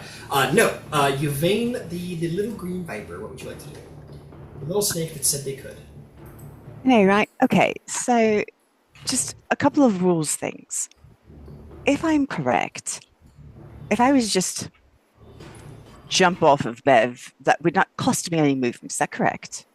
I would, depending on where you're going. If you're going into the next 5-foot square, I'd say yes. But if you're going to be at her feet as a tiny creature, that's fine. I don't care. Well, as a tiny creature, I was going to try to get back to back with Shoku. Well, then I'm going to definitely ask for some movement, but because you're 2 sizes smaller than everybody, it's just going to be straight movement. All right, I do have 30 feet worth. Yeah, so you can go 5, 10 back to here if you want. Okay, I am that's gonna, lovely. I am gonna hit you with some opportunity attacks, however, as you As a slither away. As a small viper, Yeah, as a small viper. No, it's a. These are the kings of deception, man. That's like their whole deal. I think they're gonna. Yeah, no, these guys are experts at obfuscation and secrets, and will be fooled by not much. It's hard to deceive the deceiver. So yes, they will absolutely attack. take a shot. All right, the general bodyguard here is going to take a strike with his curved, sort of Kopesh-looking scimitar. That is going to be a 21 to hit. Absolutely. Okay. That's going to be a horrifying amount of damage. I'm so sorry. It's going to be 9 points of slashing damage. It's only 9. You're good. And big guy is definitely going to take a hard swing. He swings with his strange weapon. That one is going to be a 28. Mm-hmm. Okay, here we go. That's going to be... it's going to be 13 slashing damage. Okay. And the radiant damage is... it's going to be 8. It's going to be 16. It's going to be 25 points of radiant damage. It's fine. Okay. You slither away to your back. When you say big guy, do you mean the giant one or no? No, I mean the champion. I'm gonna start calling him the champion. Okay. He's not. Whatever. I'm gonna start calling him the champion. That's gonna be my term. Oh, I still have stuff to do though, right? Yeah, of course. Yeah. All right. So, bonus action undo. Okay. Yeah. No, that's not quite what we meant. Well, now he can make a Alright. DC to the champion. That turn around the champion. I see him. Oh, okay, cool. I wanted to let you know that I was aiming at him specifically. Yeah, the champion. Now he can make a DC 20 charisma save, and he can take a D4 off of it versus the chimes of banishment. Okay, we're gonna try and banish him. Fair enough. Okay, so it's gonna be 15, 8, 23, minus 2. He rolls a 21 with the -4, with the -d4. This one is a. You're starting to recognize the movements. This is a paladin. Oh, good. I'll get him next time. All right. I'm good. All right. If there's nothing else, that will bring us to the friendly harem ladies. Very friendly. They're gonna go attack Drycerin, because they're the only people in range. Oh! I need to start using my legendary actions, is what I need to start doing.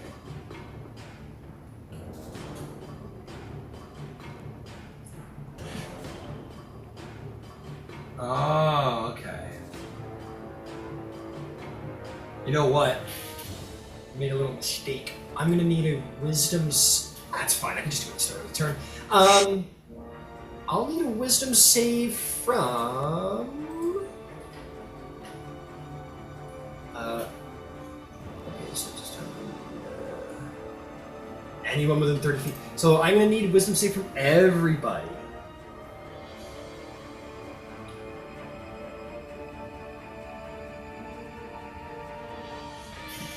That's right. Including my friend. +3 to your save if you're within 10 feet of Shirku, which should be everybody except for Drycer.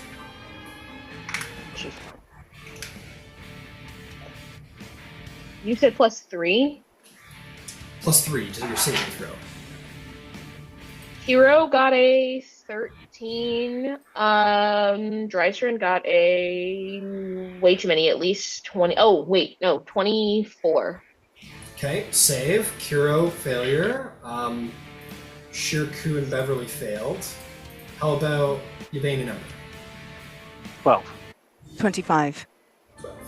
Okay, you save Yvain. The rest of you are... So Drycer and Yvain are fine. The rest of you are suddenly overcome with... I'm going to try and say this word. Holy shit. Ophidiophobia. You all suddenly have a horrifying fear of snakes and serpent folks. Serpents just suddenly, like, just terrify you to every degree. Yeah, and so anything that is considered a snake or a one of these serpent folks will be the source of your fear. That'll be the legendary action that'll bring us to these guys. I'm just gonna get their movement out of the way. They'll come help with you, Dryster, because you ran into the room. Or Kiro. So these are gonna be for... You know what, they're not like big run-in and kill you kind of people. So I'll tell you what. We're gonna play it a little from the back line there. This one was in the back and play it. It's gonna get a hard time getting a shot on Drycerin, so we'll run into Centaur range. Okay, these are for Drycerin. That's going to be a 5 and Miss. an 8. Miss. That's going to be a 9 Miss. and a 21. Oh, hit. Okay, yeah, they are not meant for battle. If that isn't obvious. That's going to be 3 slashing damage. This is like... You remember the second Underworld movie where like Celine's just killed all the fucking werewolf dudes, is trying to find that one guy who's like the arms dealer, and then his two girls he was like sleeping with come up to try and beat her up, and Celine just goes go tail. That's basically who these ladies are. Okay, those two at the back, however, are going to cast poison spray at you, Kiro. They actually just kind of open their mouths and their fangs kind of unfold from the roof of their mouths and they spill poison in your direction. That is going to be 2 con saves for Kiro. DC 12! Be scared. Be very scared. I am decently respectful. If my dice can stay on the table. I think the fighter might have a chance. The first one is a 24. Okay. The second one is a 13. I'm not as confident about that one. 13, you're fine. Yeah, it's more of like a off. Is they're like spraying like kind of viscous venom in your direction, hits the side of your armor, and you're like, stop! Like I'm fighting. After she stops ducking, that probably is what she screams at both of them. Fuck off. It's like Ant-Man getting Spider-Man off of him in the big fight. It's like, fuck off. All right. Legendary action from big scary monster Yongtai in the middle is going to do a flurry of bites. By the way, it has about 5 heads. As Kira, you look up at it, you see 4 more sort of crane out from around its cobra sort of neck flap, and it's going to, and like all the 5 heads are going to rain down on you. This is not fair. This is mean. That's cocked. Okay. It was like a nat 20, and then it rolled into the cocked position. You're very lucky. But this is going to be a 29 to hit on a natural 19. Yeah, that regardless. hits. Okay. The Raven Queen still likes me, though. She still likes you. Yeah, she likes Jorman Voss really a lot right now. I know. Picking him up. Picking him up for his first day of work, actually. Okay. That is going to be 31 piercing damage. That is also going to be 12 poison damage. Okay. That's going to bring us to you, Ember. What's the plan? I was going to say, wait. Hold up. Dang it, he hit me. Never mind. Sorry, continue. Okay. Ember, you're up, my man. What's up? Okay. I'm going to let you adjudicate this. Brian, you let me know what the cost is. Understood. Avandra, Ah. bless my flame and bring them the change that they deserve. I'm going to expend my boon, and I'm going to use 5 charges on the wand of fireball, and I'm going to exclude us Yeah, that's fair. by it being careful. Got it. You're using 5 charges. Out of curiosity, is this your last charge? Yes, it is. Okay, Because you have I'm to roll afraid to of see- snakes, and That's Ember fair. deals with fear by turning it to ash. Fair.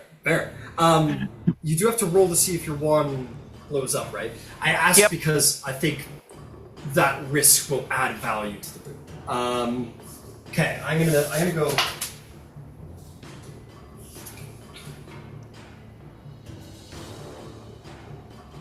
Replug in my headphones that I by accident start, and then I'm gonna get a book. And I rolled a 6. It only goes kaboom on a 1. Excellent. Yeah. Good to hear. Just That is get sounds lovely. All right. Come on, book. Take me to the page I want to go. There we go. Okay, let's see here.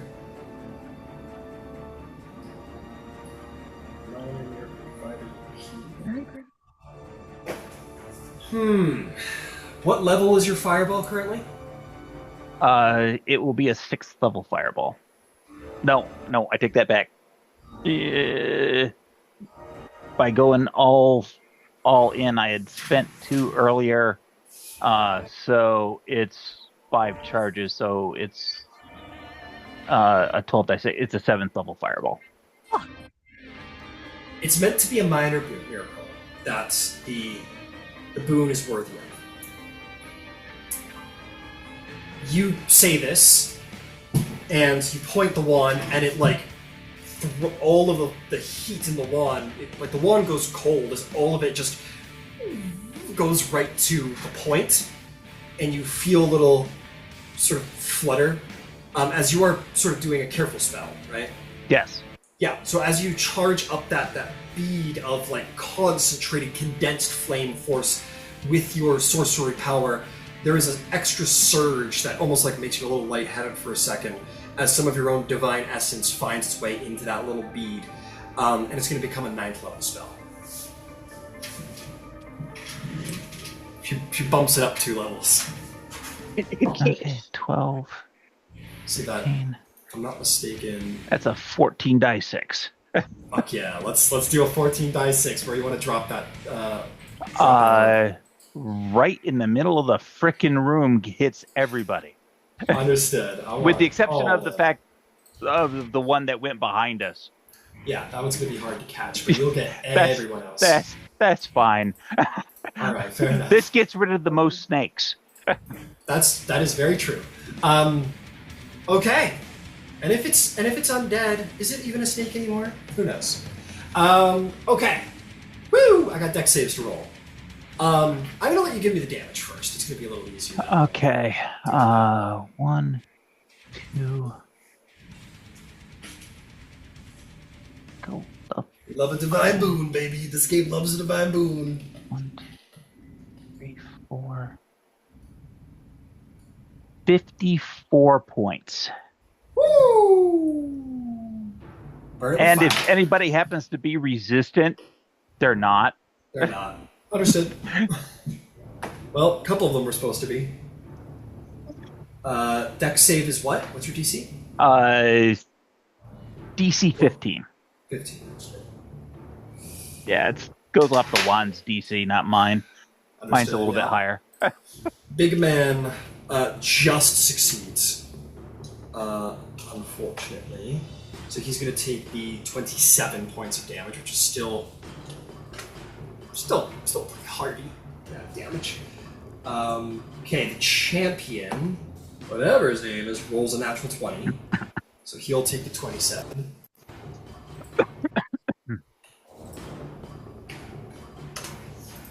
Let's go to who we got here. Let's go to the purebloods.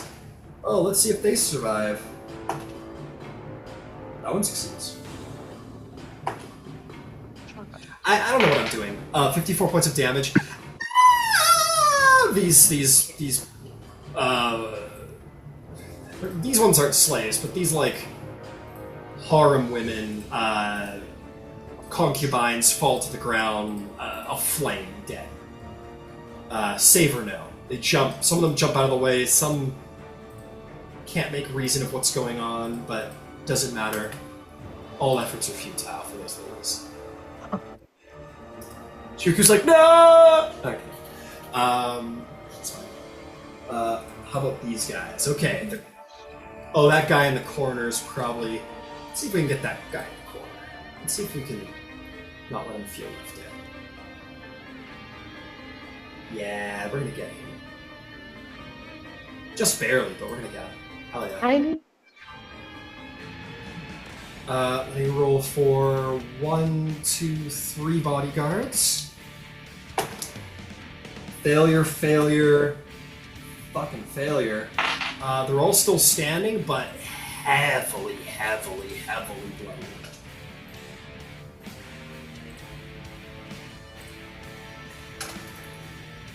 The tide, it is a changing.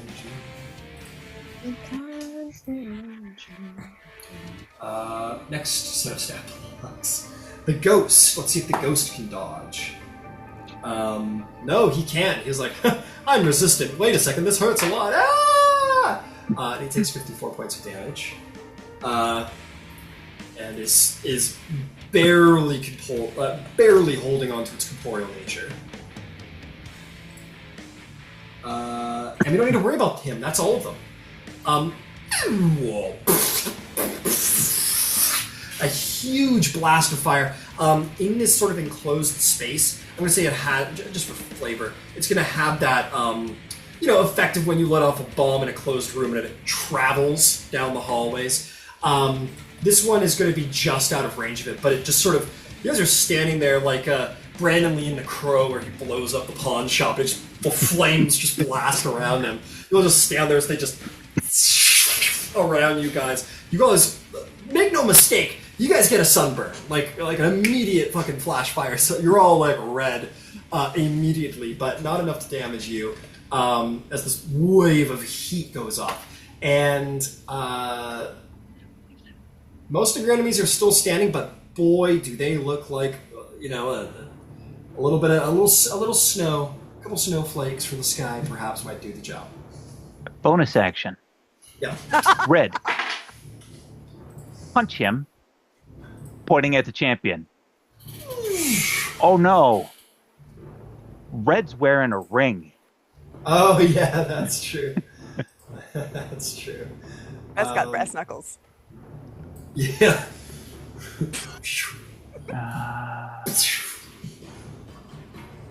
God damn. AC 16. DC 16 what? Con save? AC 16. Oh, AC 16. That will not hit. It smashes him in the chest, but his... and he doesn't have a ton of scales on him, but what he does have across his chest, his shoulders, seems to be as strong as steel. And it does not meet his AC, unfortunately. Okay. Well, that's as much in the tank as I've got. I think that'll do. I think that'll do. This guy, the big monster snake, goes and is going to run away. He's going to disengage. He's going to pull a torch on the wall, and he's going to say "fuck this shit," and he's going to go back here, and he's going to pull the torch again, and flip you all off. It's going to run away. Because fuck all of that action. That was terrible. That was dangerous. I don't want to do that. Beverly's turn. Beverly's like, ah! No, cry. Oh, Ember, make a wisdom saving throw at the end of your turn.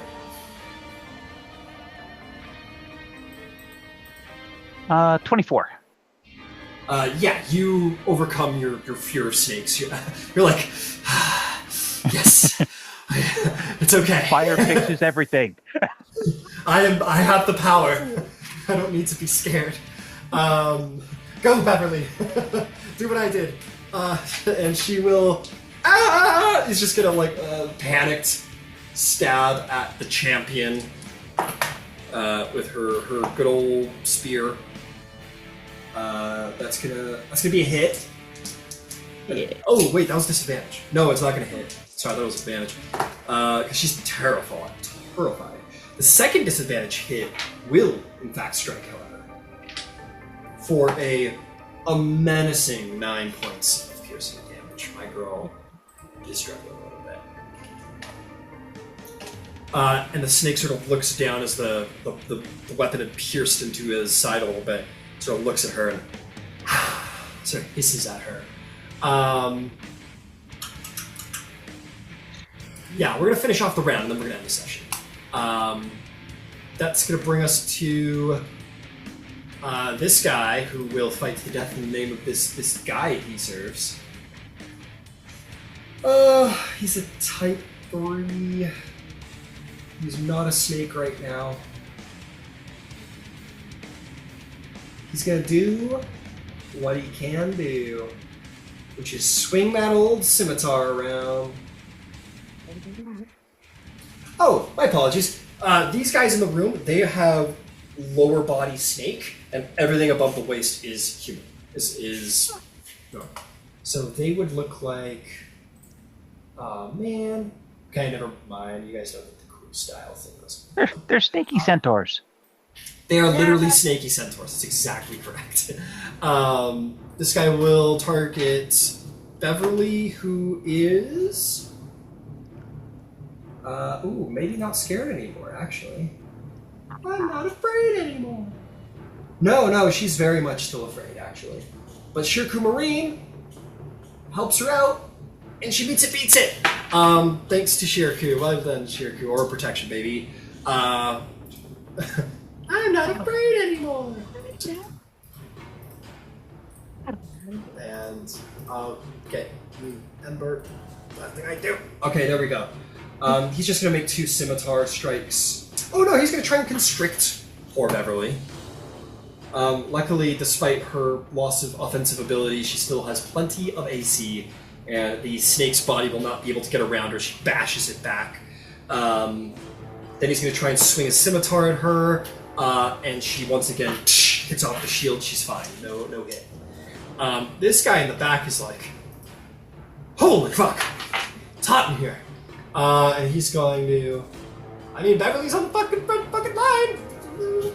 Do the same thing. That one will hit. She will be constricted.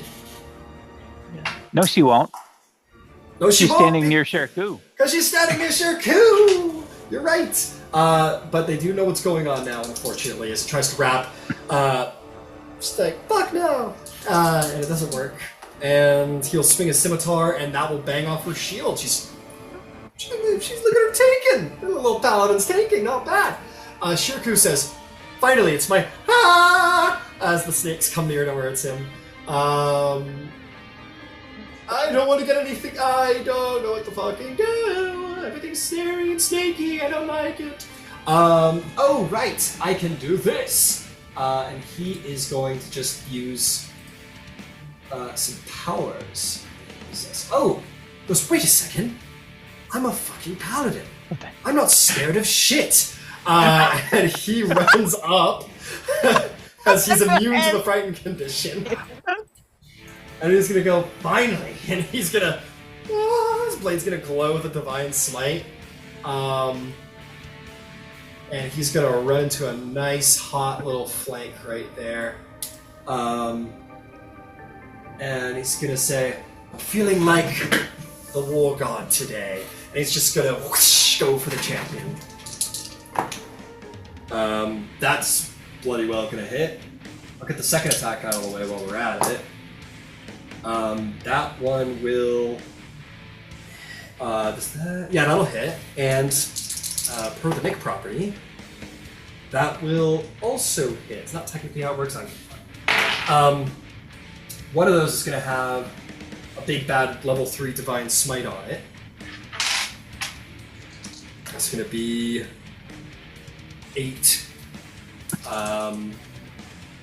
2 more. 8, 12. That's going to be 18 points of radiant damage to this guy. And then there's going to be several d6s worth of damage. It's going to be 4 plus 5. So 5, 10, 15, 19, 20, and 25 slashing damage between the 3 attacks. As the blade glows and he boom, divine smites him and then skillfully wields the scimitar and slices him across the back. That guy, he's hurting worse than he was a moment ago. And Shirku will go Paladin v Paladin, baby. And that will be Shirku's turn, where we will end the session at the top of the round and Drycerin. We'll just drop Drycerin into the fucking terror of the moment. And it'll be a great next session. Okay, I got one turn. I never thought I'd ever be afraid that's like great